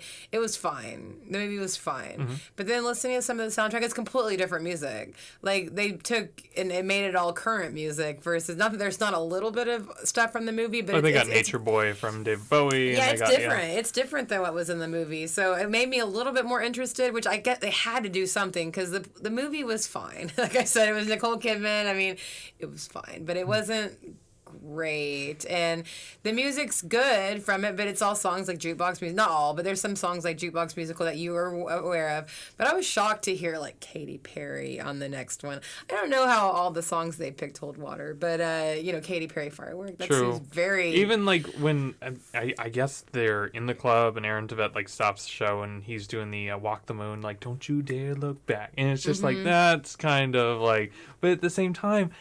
That's the thing. So if it would have been that whole song, I would have probably hated that scene. But then it jumps into, I want to dance with somebody. It's like stuff like that. And that's why I just love these like drive-by musical sequences. And that's what makes me love jukebox musicals. When I saw Beautiful, the Carole King musical, they started out and she's like on her piano and she's, I forget the song she does that starts the show. But I was like, man, I hate these kind of jukebox musicals.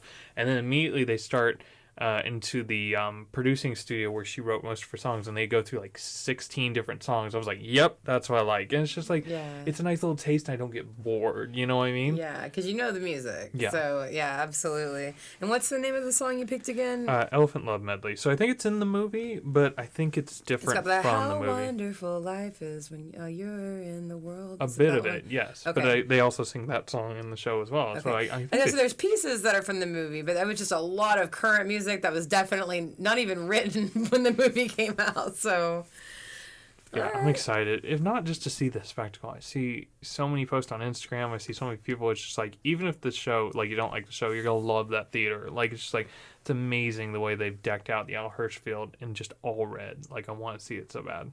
Like, yeah, Broadway closes again. I'm going to be so bad. I want to see so many musicals. Yep.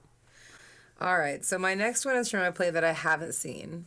I love this song, and I listen to it often on repeat, and it is This Is the Moment from Jekyll and Hyde. Okay. There's also another song from Jekyll and Hyde called, have you ever heard the music from Jekyll and Hyde? No, it's one of those, like, it's another Sondheim show, and it's just like, not like, I don't mean like, it's I another didn't Sondheim even show. know that. I didn't know it was a Stephen Sondheim show. But it's one of those, like, I want to see it live kind of thing. That and Sweeney Todd. Like, I haven't seen either one of those, and it's just like, I've been holding out. Oh, and Yeah. Assassins. There's a lot of Sondheim musicals I want to see. Yeah, it sounds like it.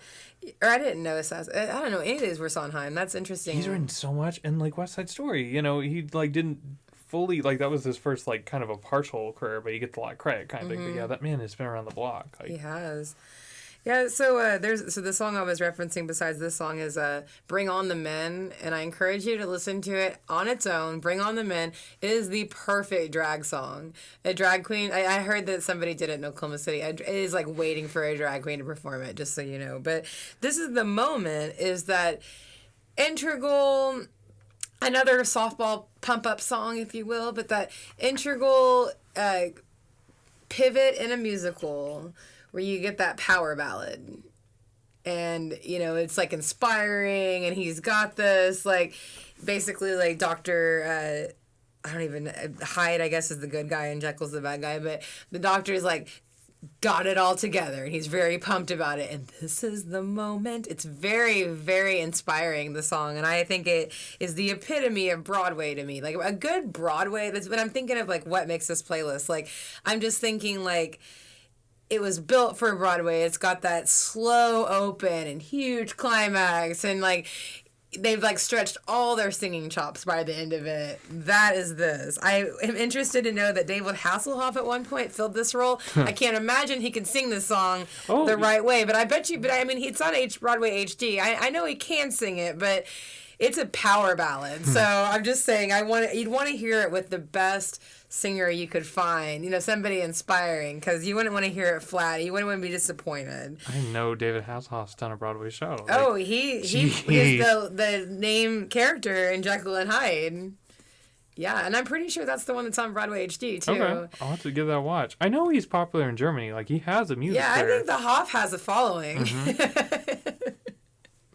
Yeah, I'll have to give that song a Yeah, listen. it's just a good song. And I agree. I would like to see that play, and I would like to see it all, you know, complete. So I'm not saying necessarily you need to listen to the whole soundtrack, but those two songs for sure, give it a listen. Okay, I'll definitely have to give that a try. Check it out.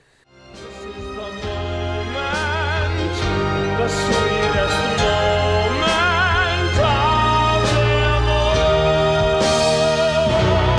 This is the moment. Damn all the odds. This day or never. I sit forever with the gods.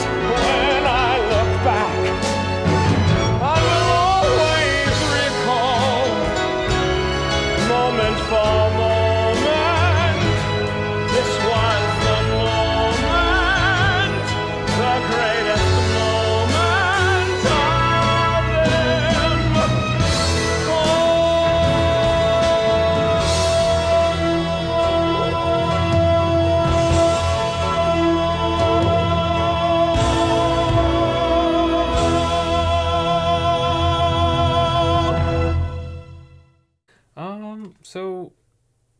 wanted to just throw one on here just because, like, I feel like everybody has a Disney song. Even if you don't like Disney, there's one song Right. you like. And I didn't really want to do Disney movies, so I wanted to keep it with the musicals. I picked Carrying the Banner from Newsies. I think a lot of the music from Newsies is a little outdated, but at the same time, it's still good music, you know? Seize the day. Yeah. But Carrying the Banner, I don't know why. It's just like anytime I think of Newsies, I think of that, just like drumming up. And that set is so cool. To see that live and just like these giant like fire escapes like come in and out. And it's just like that was the big one where it's like they really utilized that. And you saw like how big the cast was. It was, you know. Yeah, that pro shot does not do it justice. Like seeing it live, and also we were so close, you could hear the screeching of the cages that things the move.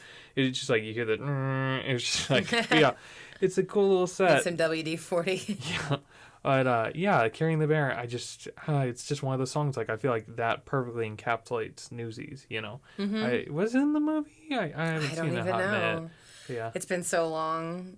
It's been so long. I honestly, Seize the Days like immediately comes to mind when I think of Newsies. But I'll have to listen to that song because that's what I was thinking too. Like a good Broadway song too is sometimes one that like that's a takeaway. True. Like that song is the movie, you know, or is the musical. If you listen to that, you kind of know what it's talking about. I found that to be true of. It's not on my list, but the prologue in Ragtime. You completely know what the story is about. Like, essentially, or at least you set the stage. True. I'll say you've completely set the stage with the first song. I wish it wasn't called Prologue, but that's neither here nor there. But, like, you're saying that this song, just, like, you walk away and it's, like, Newsies. Yeah, and I think the only reason I didn't put Seize the Day is just like, okay, at least for the album version, is just, like, the song itself is only, like, 45 seconds, and then it's all just the dance sequences, which I'm glad they put on the album. I hate when albums take out the actual orchestrations from it. But it's just like, it's a 5-minute song and only like a small bit of it is the actual Seize the Day. Check out the movie. I think the movie's got a longer version of it. It might. I just remember it from that. Was that Christian Bale? Yep. Wow. American Psycho. For Batman. Yeah, it's like. It's funny because to me, Christian Bale is American Psycho. I never will acknowledge him as Batman. I don't like the like, hi, I'm Batman. That low voice that he like put on. It just drove me nuts. He's American Psycho. Yeah. No Disney hate, but it's just like, I don't know. I prefer the musicals more so than the movies. Like, yeah, I don't know.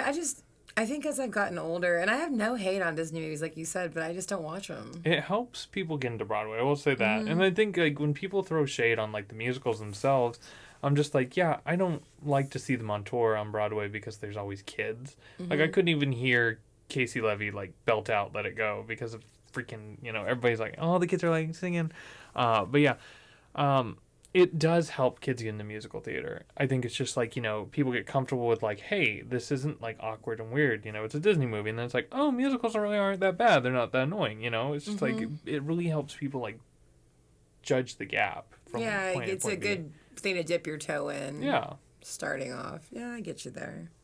Yeah, I agree. It's hard for me to listen to newer Disney movies too. Like, Yeah, I just need to watch them, I guess. I mean, I got into like Secret Life of Pets. I mean, I not got into it, but I watched both of them. So that's me getting into it, is I actually physically watched it, and which isn't a Disney thing, but it's like a cartoon. So maybe I can get back into the cartoon scene. I honestly didn't even realize as a kid that they were musicals. Like Disney movies were just movies to me, and I loved it. You know, I didn't even like fully wrap my head around all that, because I know when I went to my first musical, which was Les Mis, I even despite having been raised around, or having seen like every Disney musical at the time, I didn't realize like it was just a different experience altogether. I'm like mind blown, you know. But maybe to your point that Disney movies primed me for that moment, got me prepared, so I wasn't like completely, you know, unaware of what was happening. at the same time, I hate when people go to Broadway. It's like, I'm going to go see Lion King. I'm like, you are the reason why company won't stay open, or Girl from the North Country isn't going to have an audience. Like, it's just like, if you're going to go see a Disney musical on Broadway, go to TKTS, go see another show. Like, give these other shows money. Like, if you can give your money to a mainstay, like, go help another show that you may not have been fully interested in. I agree. When my family went to New York and they're like, I gave them all these, like, you should go see this or see that. Like, what would you really, like, be interested? Well, you know, see Lion King. I'm just like, really? Come on. Yeah. Like, and I haven't seen Lion King, to be honest. I've heard good things. I'd like to see it. I'm just like, You know, I went and saw Beauty and the Beast a bunch of years ago in New York. It was with TKTS, like, first night in New York. And I wasn't excited about that either. And then I went and I was like, wow, I really like how they told that story. I wasn't excited because I knew it. And I was like, you're not going to blow my mind with Beauty and the Beast. True. But they kind of did. Yeah. So I think I need to go in with an open mind because that's how I also feel about Lion King. I'm like, I've seen it a bunch. I know the music. You're not going to blow my mind, but I know that it's all about the costumes and all It's about the the way they spectacle, do it. you know? Yeah, which I need to give it a chance. You know, because Like, everybody knows the music, but they still continue to go to the plays. So And no hate against Lion King. It's just not my thing. Like, I'm going to take Trask to it because he's always wanted to see it. And I get it. It's like, it is a spectacle to see everybody, like, walk through the crowd with all the and huge the costumes, all puppet that. thing Yeah. they have going on. Yeah. But for me, it was just like, I saw it and I was like, I hate the song so much. Like, movie or musical, there's one song I like from Lion King, and it's, He Just Lives in can't You. wait to be king. Oh No, it's like, it's a musical exclusive. I think it was in Lion King 2, the movie. Oh, I haven't. But seen it was He Lives in You, and I actually like that song because it feels different from the actual show. But yeah, it's just like You don't like any of the music from Lion King? that one song. The movie, But, I like, hate the None movie. of it from the movie. It's just not for me. I I've love tried it. so, I'm and I think gonna it's also be a like, mighty king. I think it's also like when I was younger, and it's just like that was always the movie like teachers would put on, you know, and it's just like I don't know, it's just like I didn't like it before, and I think the more it's just like that's it. 9 times out of 10, if somebody's like, I love Disney movies, I love Lion King, like that's their favorite. Yeah. And it's like, I know the newest generation is like, Frozen is essentially the Yeah. Lion King of the next generation. But it's just like, man, I never liked it. And it's not me just being rebellion. I just didn't like the show. And I felt like I only hated it more as I grew up. And then even worse, when I was in high school, they re-released it in like 4K 3D for the theaters. And I remember, like, that was the only thing to do in my small town. We'd go to theaters. And I saw that trailer so many times, and I just, like, hated it. I was like, man, it's really not helping. Yeah. So it's like, Lion King, see it once, and then, that's just me. Yeah, noted. And we're all allowed to have our opinion, so you are all good. Yeah. Go All see good. Frozen. I'm sorry. I saw the first one. That's all I'm going to see. As much as I love Idina Men's all that song just drove me nuts. The second one's not that good. Let It Go is just, I don't know. I don't know. know. It's like Lion King. It played so many times. Yeah. You hate it, don't Yeah, you? no, 100%. I listened to Sirius at that time, and I felt like they were playing it a lot. She just has so many good songs and so much great work, and she won a Grammy for that, right? Or no, an Oscar for that. She won an Oscar for that. And it's just funny. That just makes me feel out of touch a little bit, because I'm like, I love so much things that you do, but not what you won an Oscar for. Funny enough, okay, so Aladdin is supposed to have a pro shot. It's been sitting on the shelves. We don't know when it's going to come out. So Frozen is going to the UK. It's going to open in a couple weeks, right? And they showed their stage online. It actually looks really good. Yeah. The thing I didn't like about the Broadway version was it's kind of bare. Like, people bash that show online, like on the boards, because she doesn't even have a snow palace. Like, that was the big thing about the movie. She creates this giant palace out of ice, and in the show, it's just a curtain. It's a bunch of curtains with, like So beads kind of on it. cheaped out on it a little It bit. was so cheap. And the sets were cool, with the exception of, like, that's the big moment. And it's just like, I made some ice, and it's just a curtain of beads. But yeah, they showed a preview of the London one, and it's like decked out. Like, I think everything they learned from why people didn't like the Broadway one, they finally like fixed it. I don't know, story wise, Good. and they'll be able to fix, like, because the music, there are better songs in the musical versus the movie. But that being said, Aladdin has that pro shot. Apparently, they're doing the same thing with Frozen. It hasn't officially been announced yet, but there's a lot of people behind the scenes. They're saying like they're gonna pro shot Frozen in the West End and maybe even Lion King. So it's like, Okay. I like that, they finally figured out, oh, people want pro shots. Yeah, we do. We've been wanting them for a hot minute. Absolutely. So you said the Aladdin's already been filmed? Mm-hmm. They just aren't releasing it? Yeah, they just haven't released it yet. I think they're also waiting for, because like you go on Disney Plus, they have new stuff every month kind of thing, which any streaming service, but it's just like a lot of high quality stuff. So I think they're just waiting for like a lull month to release it, to be honest. I don't know that for sure, but That'd be cool. yeah. That'd be very cool. I was looking up his name. James. Yeah, Hart James. Jr. Yeah, James. I got to see him in the Love Freestyle Love Supreme, and I know he I saw him the next night too in Hamilton, but I know he was the genie at one point too. Was he the originator of the genie though? Yes. Okay. And I would hope that he's in. What's his James Monroe, right? Yes. Yeah. Speaking of which, Hamilton just released its principal cast. He's coming back to play Thomas Jefferson in that. So it's like, you know, if they need another reason to keep their prices so high, like it's actually a pretty good cast. I think he's the guy who did the Chicago tryout. I think he's coming back. But yeah, it's like a fully stacked cast. Okay, yeah. well, people are itching to do something right at this point, right? It's a crooked game we're playing, one we'll never lose. Long as suckers don't mind paying, just to get bad news. Ain't it a fine life, carrying the banner through it all? A mighty fine life, carrying the banner tough and tall. When that bell rings, we goes where we wishes, squeeze as free as fishes, shore beach washing dishes. What a fine life, carrying the banner home for you. What's another song? All right, so I'm gonna go to something a little more mainstream. We were talking about it earlier. You Can't Stop the Beat Yep. from Hairspray. That is a lot more lighthearted than a lot of these songs that I've mentioned, but that song gets me like up and dancing. Like you can't not be happy when that song's playing. True. I mean, really. That whole album is just joyous. Yeah, I agree. Joyous is a good word for that album. And I love that, like, this is the story behind that musical in general. Like, that's, like, the song where it all comes to a head. And it's like, you can't stop this. Like, I love it. So that's always going to be on a playlist because that just makes me feel happy. Yeah. Sorry, quick question. Movie album or Broadway album for Hairspray? Been listening to the movie album. Me too. I was just like, nothing against the Broadway album. You got Matthew Morrison. You've got, what's her name? From Beetlejuice and Mean Girls. She played Barbara in Beetlejuice. You know who I'm talking about. Yeah, I do know who you're talking about. But yeah, it's like, it's got a lot of big names. And even the girl who played Tracy, she was on Big Brother. But it's not...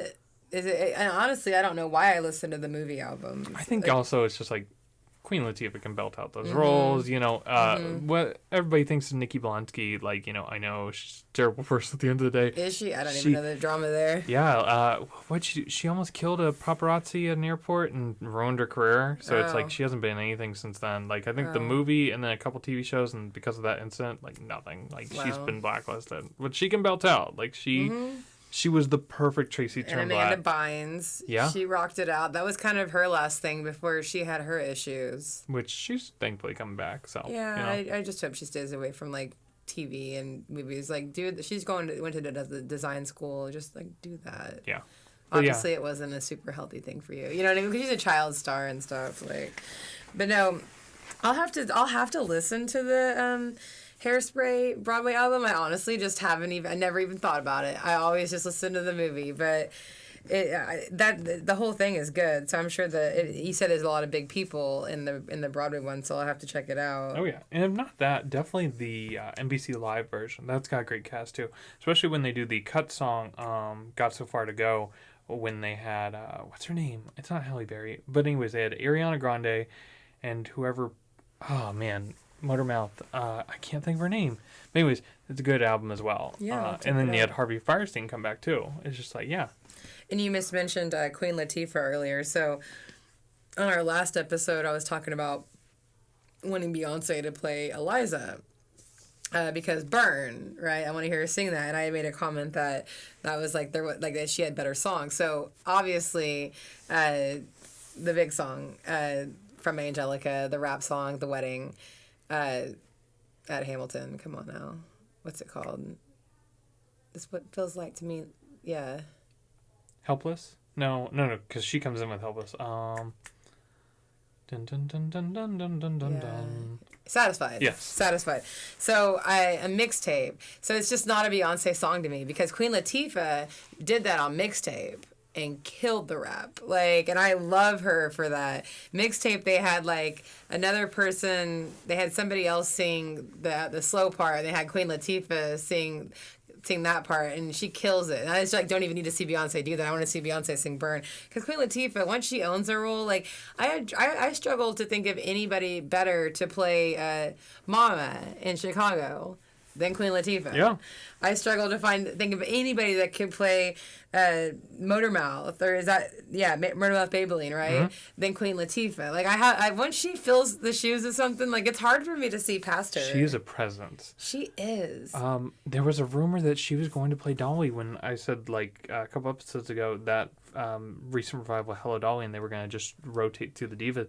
She was also rumored to play Dolly, and I would see that in a heartbeat. Either that or Reba. Like I would want. I'd like to see Reba in anything. We have opportunities. You realize that, right? She plays at the casino in Durant, like occasionally. Oh, like her concert. She's an Oklahoma girl. Like I would want to see her in a show. Like I don't know, her concert. Like I just love Reba though. She seems like regular people to me. Yeah. But no, Queen Latifah, I'm here for anything she wants to do. Like, only thing is, like, my only complaint is she, like, ruins characters for me. Does she? Like, well, I'm saying after she does it, I'm like, nobody can do it like you. Okay, Like, I just see her and I'm like, it's always Queen Latifah now. Is my problem. Like, I was thinking like, don't you dare go near Last Holiday. I misunderstood that. I was like, no, what are you talking no. about? Yeah, runs it in the best way, but I can't see anybody past her doing that. She, like, owns it and does it, and now nobody else can do it, you know? Oh, you can't stop today as it comes speeding down the track. Child, yesterday is history, and it's never coming back. 'Cause tomorrow is a brand new day, and you don't know what's from black. The world keeps spinning round and round, and my heart keeps time to the speed of sound. I was lost till I heard the drums, then I found my way. 'Cause you can't stop me. Ever since the first saw the light, a pretty woman like to shake it on a Saturday night. So I'm gonna shake and shiver you with all of my might today. 'Cause you can't stop the motion of the ocean or the rhythm of my blood. We can try to step from paradise we're dreaming of, but you can't stop the rhythm of the ones in love to stay. 'Cause you can't stop me. All right, what's another one for you? What was I going to go to? Oh, here's a song that changed my opinion on theater. I've talked about this before, but Answer Me from Band's Visit. That whole album for Band's Visit, I love it because it's different. You know, it's a jazz musical in the middle of the desert, you know? But Answer Me, it's just like, I will put that on when I'm just like, you know, just spacing out kind of thing. It just helps me. Just, I don't know.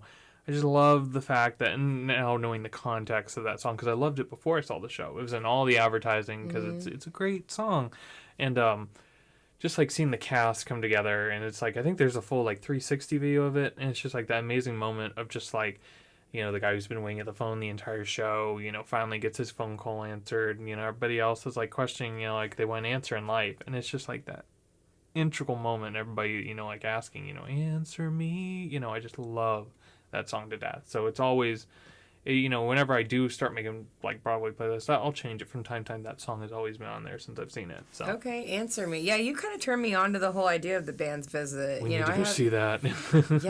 yeah, and I know it's small, and I know it's not like in terms of cast and everything, and it's not like a power ballady type musical, right? It's a quiet just little a slice of beautiful home. musical. Yeah, I need to see that. Answer Me. They need a pro shot of that show. Just like, man, it's just like that's one of those shows where it's just like, I'm afraid it's gonna get lost and just like because of all the bigger like best musical winners of last year, I feel like it's another fun home where it's just like they're both great shows. But in terms of like, we remember Hadestown, Hamilton, Book of Mormon, Kinky Boots more than these smaller shows. Even Once, I feel like, I know it has a movie, but it's like, it's kind of being lost in the shuffle. It's just like, yes, it won Best Musical, but it's just not. Talking about Once on this Island? No, Once. Okay. The, what is it, the bar song musical? I haven't seen the full. I think I know what you're talking about. But, yeah, it's just like, it's another show where it's just like, I mean, that proves my point. I don't even remember that much. It's just being lost in the public perception. I'm not saying anything bad in these bigger musicals, but it's just like it never grabbed. Yeah, you the know. art needs to, I mean, everybody wants to be the big musical, right? That's True. the goal always. But I think at the same time, it's also why this show really like encapsulated me. It's just like, it's different, you know? But yeah. yeah, no, it sounds like they missed an opportunity from getting it with the guy that played Monk and Katrina Ling, getting that cast filmed live. Because do you think you would like it as much if it had a different cast? It all depends. And can the cast, well, okay, so this is a stupid question because the cast can always ruin everything. But is the cast critical to that play? I think so, to a certain degree. Like I said, Katrina Link, changed my perception of just like visual storytelling. You know, when she's on the bench and with Tony Shalhoub, and she's just like, you know, moving her hands the way he does to orchestrate music, and she's just like, they both had that integral moment. I didn't, you know, before that point, I hadn't really seen musical theater. Like, it had to be lights, you know, big jazz hands, you know, like I really hadn't like thought of like, can you visually storytell with stuff like this? And so it's just like, the cast does make that show.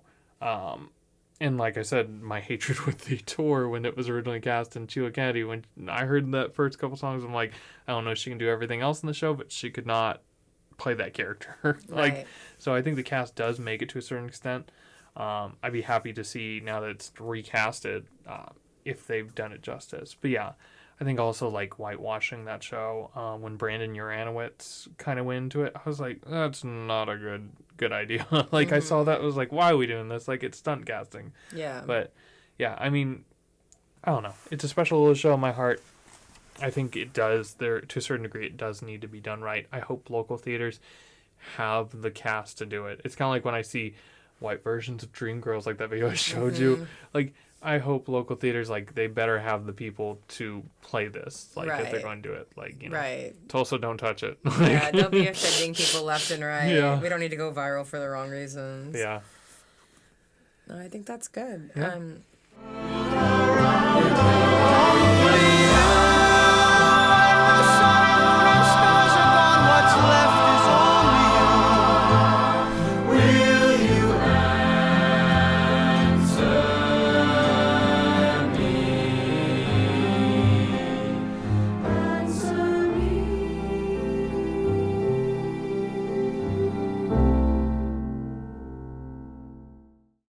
So another one on my list has to be on every Broadway playlist ever that I've ever listened to, and that's Seasons of Love by Rent. How do you not have that song on a Broadway top 100, if you will? There's no way it's not. Seasons of Love is amazing. Yeah. It's a beautiful song, and I personally think that song maybe reworked, but like the bones of that song would have worked on like mainstream radio. Oh, yeah. Like without any context. It doesn't need any context. I think that's wonderful about the song too. Is that's just, to me, that's just a song with no. It doesn't need to be attached to anything. That song resonates forever. Without you don't have to know anything. You don't even have to know.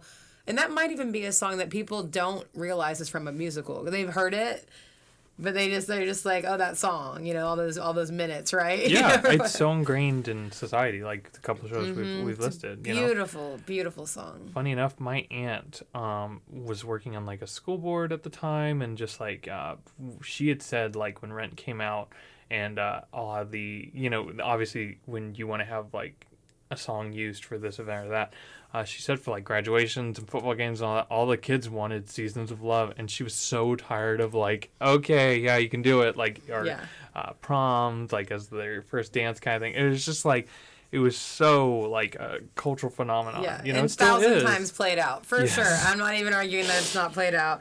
I just don't think a comprehensive Broadway playlist can't exist without Seasons of Love Or on any it. song. I mean, there's got to be a song from Rent. You gotta know? have at least one, right? That's the only one I put on here. I have like I could have drained this list with Rent songs and Les Mis songs, but that's the only one I edited it to one. But that's just such a God. I love that song. I get that.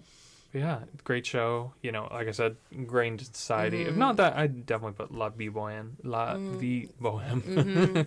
And to me, Yeah. it's like we were just talking about like Cinderella recently. Like they have like 3 or 4 like good songs. Like to me, like this is one of those type things where it's just standalone. You could have pre-released it. You could have done whatever, and this song's gonna be a hit. Like some of the Cinderella songs, they're gonna be hits. But is the play going to be a hit? What Rent's got going for it is it's actually good play, which we're not. The jury's out on Cinderella. We don't know yet. I still need to see it. But yeah, I I wanna do see agree. it. Like, you know, listen to the album firsthand. It's And none of those songs made the list, but like just Cinderella's got a couple songs that'll probably have a home on a Broadway playlist of mine in the future. yeah. We'll see once it hits the States, though. I feel like that's when it'll really, like, if it's going to blow up, we'll see if it does. you And know? I want to hear like a recording with, you know, like a Broadway recording of the album that's not on the West End, just to like let's get that big band behind them. Like I said, even the overture for that show, it was kind of quiet, wasn't it? I was like, you know. Which they were also in quarantine, so I don't know if that's an excuse, because it is Andrew Lloyd Webber's work. I'm surprised there wasn't like a full orchestra for Yeah, that. I you know? mean, they could have all been at home, and like people put on full productions at home on Zoom, right? True. Why can't we put together a mix, an orchestra mix from Zoom at the house? Truth that she learned, or in times that he cried, in bridges he burned, or the way that she died.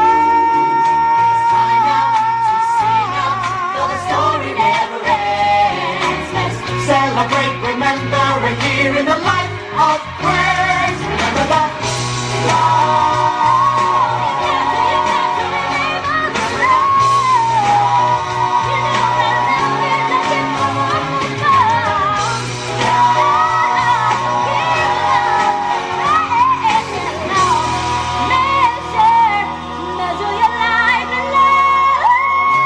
Seasons of love. Seasons of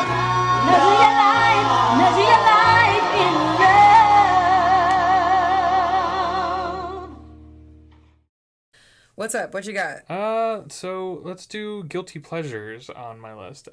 Anything from Ghost. I think Ghost is so overrated. Like, that musical just kind of like came and went. You say overrated or underrated? Sorry, underrated. Okay. It just kind of came and went. But man, I kicked myself that I wasn't able to see this show live. But I put I Had a Life on there. It's another one of those, I'm a sucker for, first act closers again. But yeah, this song is just so powerful, where it's just like the three stories start to intertwine. And, I forget the character's name, but he figures out why he died, and it was his best friend, put the hit on him. But it's just like, he's like, I had everything and I lost everything. And it's just like this humongous, there's a bootleg I watch all the time where it's just like there's these giant screens that start coming together and the three main characters on there, and it like ends the final note and it just cuts to black. And I just love this song. Any of these songs is just like a good traveling, or any of these songs on this album are good like traveling music, especially when I'm in the city. Like, there's a lot of like New York feel, New York minute kind of thing. But yeah, this whole album is just, people need to listen to it. I would love a revival, and I would love Casey Levy to come back with it too. But yeah. So I loved the movie Rent, and I had no idea there was a musical until the words you just said. Yeah. What? Yeah. There's a musical to Ghost? And it's so good. Like, it's just like... I'm sorry, the movie Ghost. No, you're right. You're fine. It's so good too. It's just like, man, it's like, it was so slept on. I think it was another one of those seasons where it was just packed. I couldn't tell you what won that season. But I remember even the Tonys, like, they weren't nominated for anything. Because a lot of it is, like, if you watch the bootleg, a lot of the cool things they did at the time were a lot of stage magic. Because obviously, the dude has to be a ghost. Like, they make him walk through walls. Like, they make people walk through them with projections and all that. It's a really cool on-stage experience. And then the huge screens that are played into it. But, yeah, it just was kind of slept on. And even today, I'm just like, people listen to this album. It's so good. Like, man. I am 100,000% intrigued by this. I'm going to send you that song of the bootleg. I can send you the forms, but at least that one. And it's just like, I get chills because you hear the harmonica and the guitar like ended out. And it's just like the crowd just goes crazy. And I'm just like, man. When did this come out? I'm like, 2011 was when it was originally published. I can't believe that I missed this in my life. High school, this was like one of those shows where it's just like, and I begged my parents to go see it on tour and it didn't come close. And it's just like, obviously we're not going to drive out to like, I think Kansas was the closest it was. And I lived at the very southern tip. Yeah. Couldn't make it happen. I was so mad. But yeah, I will see this show one day. And it's like one of those where it's just like, man. Maybe we can cruelly put it on for ourselves. There we go. I would love to direct a version of this. Like, yeah, this like 9 to 5, this, and then Groundhog Day shows. Like, if I'm gonna direct a show, those are my like go-to. Like, I feel like I could do stuff with Ghost. That's cool. I'm disappointed that I haven't seen it now that you said that. Like, I'm in awe. This is literally like, it's one of my favorite movies. Like, it's not, it's probably it's a great movie. And they kept most of the songs from the I've original seen movie. Unchained Melody has like two parts in the musical. It has two different songs. And it's not like forced. I will say that's the other thing I respect about it. It's paid homage. They have that scene where he does the pottery with her. But man, as a whole, I love this show. I feel like it needs more love. But yeah, I'm gonna send you that bootleg, and you're gonna be even more jealous. You're like, man, I want to see this. Oh, yeah. Yeah. We need to start like what are those petitions we can start? And change.org. Remount Ghost on Broadway. We need a revival of Ghost. Casey Levy, once you're done with Carolina Change, come back to Ghost. But yeah. Please and thank you. I had the life, I had it all from sun to height, so wonderful. Took all I had, torn apart at the seams, taken from me and forsaken me and broken my dreams. I have the life.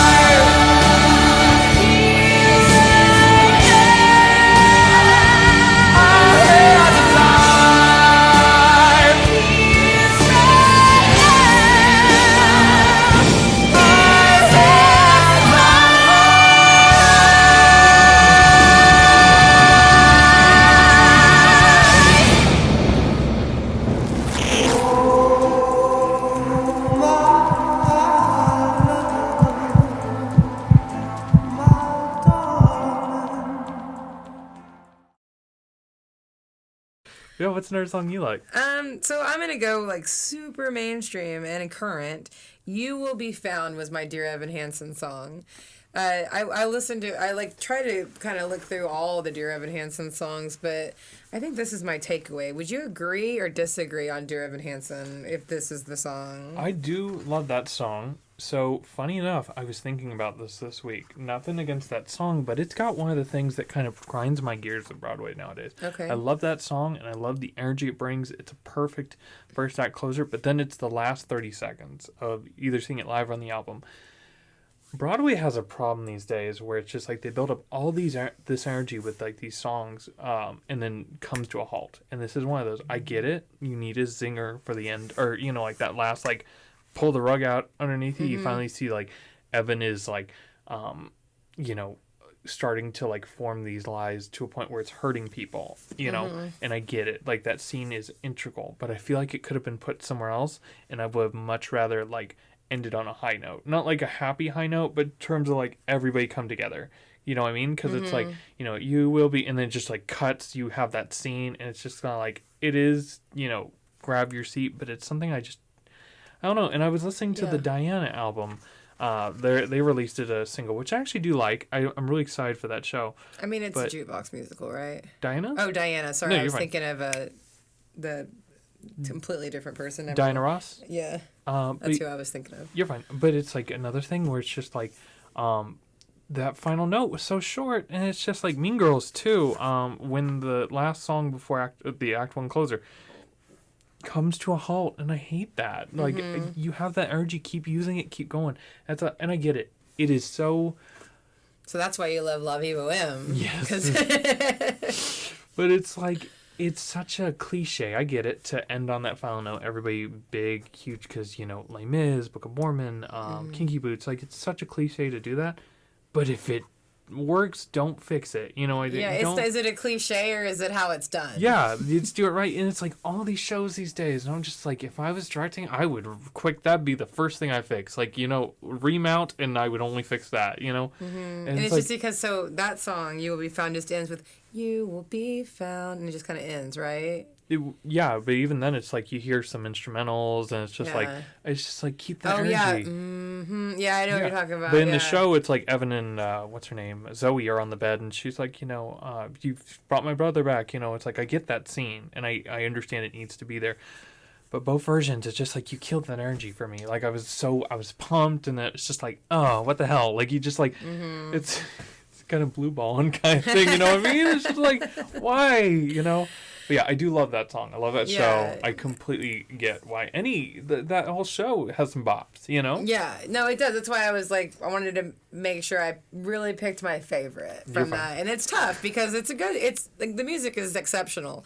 I would say the music's a lot better than the book on Dear Evan Hansen. Would you agree with that? Like, it just kind of like, I was just reading other people's opinion and stuff over time, and it was just like, because I have a problem with sometimes with musicals, just like, the way, I know it's because you only have like 2.5 hours, but like the way that things just get resolved or things like get told, I'm like, I don't know if that's okay. And some people had some issues with just like the path down The Dear ending, Evan, Dear Evan Hansen, but you can't argue with the music though. So because I wouldn't be surprised if the show was written around the music. You know what I mean? Yeah, which it's wonderful music. Yeah, it is. So who knows? I really hope the movie does, because the people are like really hoping. I'm one of them, where it's just like I hope the movie does fix Evan's problem with like how he resolved that ending, you know, because it really is just like he never gets his comeuppance. And I don't want him to get arrested or anything like that, but it's just like I do agree with the people, like that's a weird kind of like, you know, he has no repercussions, and it's just like, you know,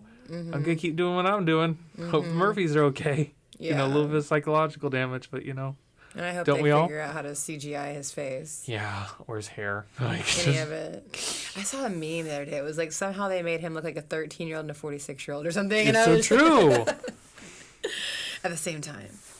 Still gonna watch it though. Oh yeah, I can't wait to see it. I mean, at least it's still Ben Platt. That's great music, great singer. I just wish he didn't look weird, but we can beat that horse forever. Sure. Share it with the people you love. Repost. The world needs to hear this. A beautiful tribute. Favorite, I know someone who really needed to hear this today. So thank you, Evan Hansen, for doing what you're doing. I never met you, Connor, but coming on here, reading everyone's posts, it's so easy to feel alone, but Evan is exactly right. We're not alone. We're not alone. None of us. None of us are alone. Especially now, with everything you hear in the news. Repost. Thank you, Evan Hansen, for giving us a space to remember Connor. To be together. To find each other. Sending prayers from Michigan, Vermont, Tampa, Sacramento. Thank you, Evan Hansen. Repost. Thank you, Evan Hansen. Video is everything right now. Even when the darkness crashing through, when you need a friend to carry you, when you're broken on the ground, you will be found.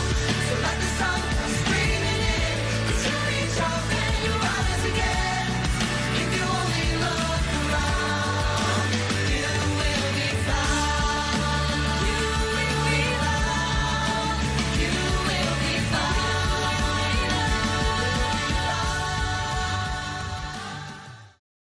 What you got? I got two more. So, second to last, I wanted to give a recommendation. This is something that's newer. I feel like not enough people know about it, and the show hasn't opened yet, but they do have a Broadway cast recording. Hopefully, the full cast will be back. But that's Sing Street. I love You've Sing been Street. talking about some Sing Street. I want to see this show so bad. It's one of my favorite movies. I think with people I have the connection with once, you know, I have the connection with Sing Street. That movie came out, and what's funny is like a lot of the theaters were pushing the free screenings. I'm part of the. That's how we saw it in the Heights. I have multiple accounts where it's just like, you know, I'll try to go see if it's free, I'll go see it, and every single one had Sing Street, and I was like, I don't even know what this is, and I went on a whim, and I loved it. Like that movie is so perfect. It's about, you know, this teenage boy just wanting to impress a girl, and so he creates a band to, you know, like get her digits kind of thing, you know. At the same time, he gives everybody purpose, you know, that whole, you know, band when they come together and they're just having a good time. It's just like in the roughest part of Ireland, you know what I mean? And it's also a story about him and his brother, and there's a lot of integral pieces, but it's just like, it's got the best music. And that's the thing. The album from the movie, the concept album with the guy who wrote the music, and the Broadway album, which I fell in love even more. I love every single bit. So the songs I've picked is Drive It Like You Stole It. I love that one, and any version I love of that song. But if not that, Up. You know, both of those, it's a perfect album. I love that movie, love the album. I will see that play. Like, I will, if I walk into whatever theater it finally ends up in, and I'm, you know, scraped, battered, and bruised, you know, I will see that show, because I love it so much. That's one of those shows where it's just like, it's, you know, it's, I wouldn't say it's my favorite because I haven't seen it, but it's just like, it's always been with me since I've seen that movie. Yeah, you know? you've got a lot of anticipation. I feel like you're the hype man for Sing Street. I'm the only one, like... You need to be out there in Times Square handing out the flyers, because, like, I want to see it now. I mean...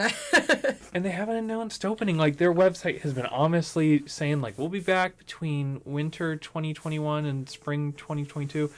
Haven't announced when they're coming back. Like, that's the one show, and I feel like nobody is, like, you know, it's off of everyone's radar. I go on the boards, and I'm just like, when Sing Street coming back? And nobody's like, I don't know, who cares? And I'm just like, why? I'm just like... That's a bummer. Yeah, I want to see that show. But yeah, recommendation. I definitely recommend everybody listen to that album, watch the movie. Is the movie a musical? Yes. Well, it's Okay. weirdly, it's just like Once. It's kind of a musical. Okay. Like the music is a character in terms of like, so they create a band, right? And they play songs, and it's not meant of like, hey, let's jump into. There is one point in the movie, and it's like You Stole It, where it is a musical moment. Like they kind of go into this like dream sequence kind of thing, but all of them are just like they're playing their songs.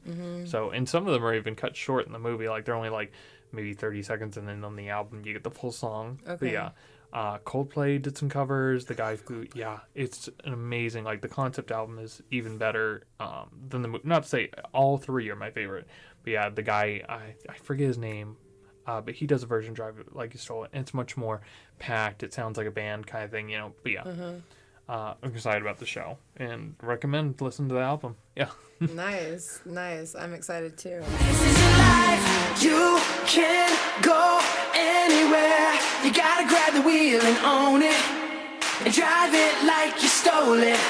Just roll it. This is your life. You can be anything. You gotta learn to rock and roll it. You gotta put the pedal down and drive it like you stole it. Ooh, ooh, ooh. And drive it like you stole it. Ooh, ooh, ooh. And drive it like you stole it. So you said you have one more, then I'm going to do my one more real Okay. quick. And that is Maybe This Time from Cabaret. And what's so cool to me about this song is that I've heard it done very differently. Like I have a version that I listen to kind of frequently by Kristen Chenoweth, which is just her on a stage. She didn't perform in Cabaret. But then I've mentioned Jane Horrocks in the West End that performed it probably as it should have, and it is tragic and it's jarring, which I love that version. It's probably my favorite version now. And then, of course, you know, Liza sang it completely different. It's a great song. A woman looking introspectively about things maybe working out someday for her.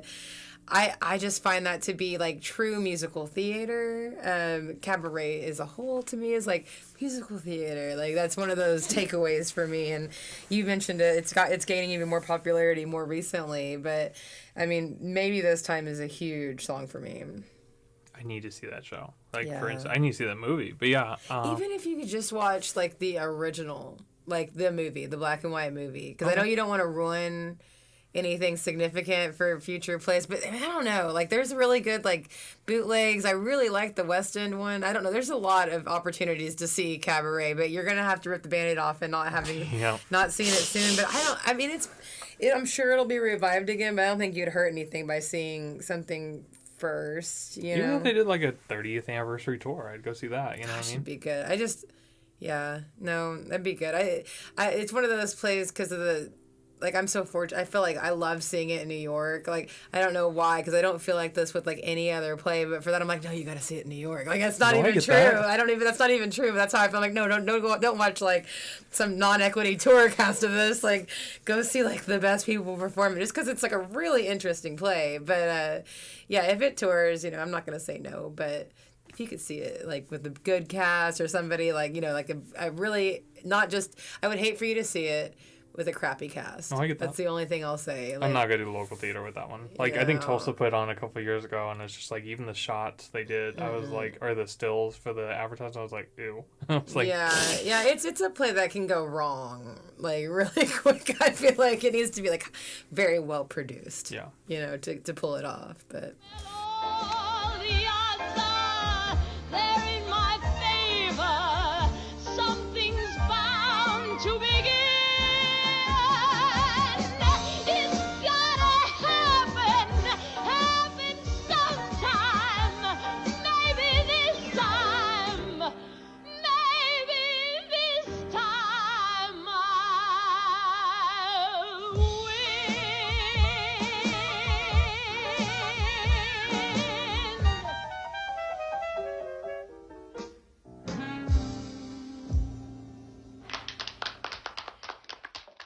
That's me. So what's your last one? So last one. So I was thinking about doing like a kind of a I don't know, story of the week kind of thing, or flavor of the week kind of thing. But it's like, a lot of albums are just like, hey, this is what I have on repeat literally the entire week. Like, I'll listen to other stuff, but it's just like, it's preloaded in my car, and it's just like, this is the flavor of the week. But yeah, I've been getting into Carolina Change. Okay. I don't know why, but this score is amazing. I've slept on this, and I'm almost, curious about seeing in New York when we go in December. I'm just like, I don't know. It's just like, this score is amazing. But anyways, the one song I do recommend everybody say is Lot's Wife. Basically, in the show Carolina Change, Caroline is a housemaid. She does the laundry downstairs, and so while she's by herself doing the laundry, she has these magnations of characters that she creates in her mind that help her get through the day, kind of thing. And also, she complains about the work conditions, of how she only makes $30 a week, kind of thing. And it's just not enough. And I get it. It's like, it's a very of the times kind of character. But yeah, it's just like the soul that. And there's two versions of this, but the one that doesn't have an album, which I've kind of been listening to clips, and she did a performance for the Olivier's, Sharon DeClark, and she's coming back for the Broadway transfer that'll happen. She sings this song, and she just lets her heart on the stage. It's just crazy, like, this whole song, and she's just saying, like, everybody wants a cause, everybody wants, what does Caroline want? She doesn't want anything, she just, like, how is she going to change? That's the thing. And so it's just this roller coaster of just, like, everybody wants change for this, everybody wants to be kings, I can't even read, kind of thing. And it's just, like, it's such a sad, like, in the whole show, as a whole, what I'm learning about it, it's just, like, man, emotion all in all. But yeah, I definitely recommend, this is what I've been listening this week. Okay, well, that's probably what I'm going to listen to at work tomorrow, is the soundtrack to Carolina Change and Ghost. Yes. I'm more upset, but my takeaway from the end of this thing is, like, Ghost was a musical? Like, how did I not know that? Yeah, I don't know. It's just like, we got one last spot, and I'm between this and the Lemon trilogy. I may be butchering that, which seems interesting as well. That's about these three business ventures, and they talk about how they built up their company. Oh, the Lehman Yes. Lehman trilogy? Okay, yeah, the Lehman Brothers. Yes. Okay. But I don't know. It's just like that final spot, I can't decide what I want. And we're not, like, completely packing the trip, but it's just like, some of the stuff I know it's going to close, before the next time I go. So it's just like, I really want to see some just, off the wall stuff. But yeah, Carolina Change, if you are interested in seeing it, I definitely recommend go see it, or, listen to this album,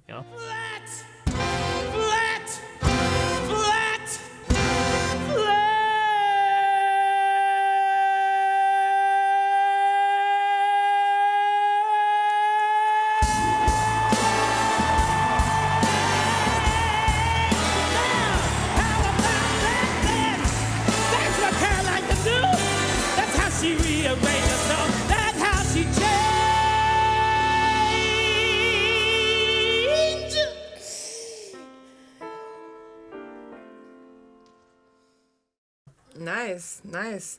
Well, I feel like we put together a pretty good playlist. Yeah. When this episode drops, we should make this playlist and have it available to Spotify grab. or something. Yeah, definitely. Yeah, even on YouTube. Yeah, I'd be interested. That'd be cool. We'll have to find the best versions of every song that we like. It's not just like the cast recording, the best version of I'll every put the song Sharon that we DeClark found. version of the Carolina Change song. But yeah, Good, it's like, perfect.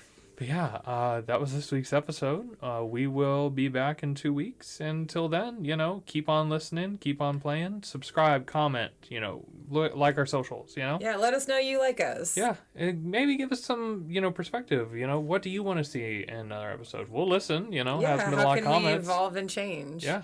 Other than that, this is S&J Talk Broadway, and until next time. See you later.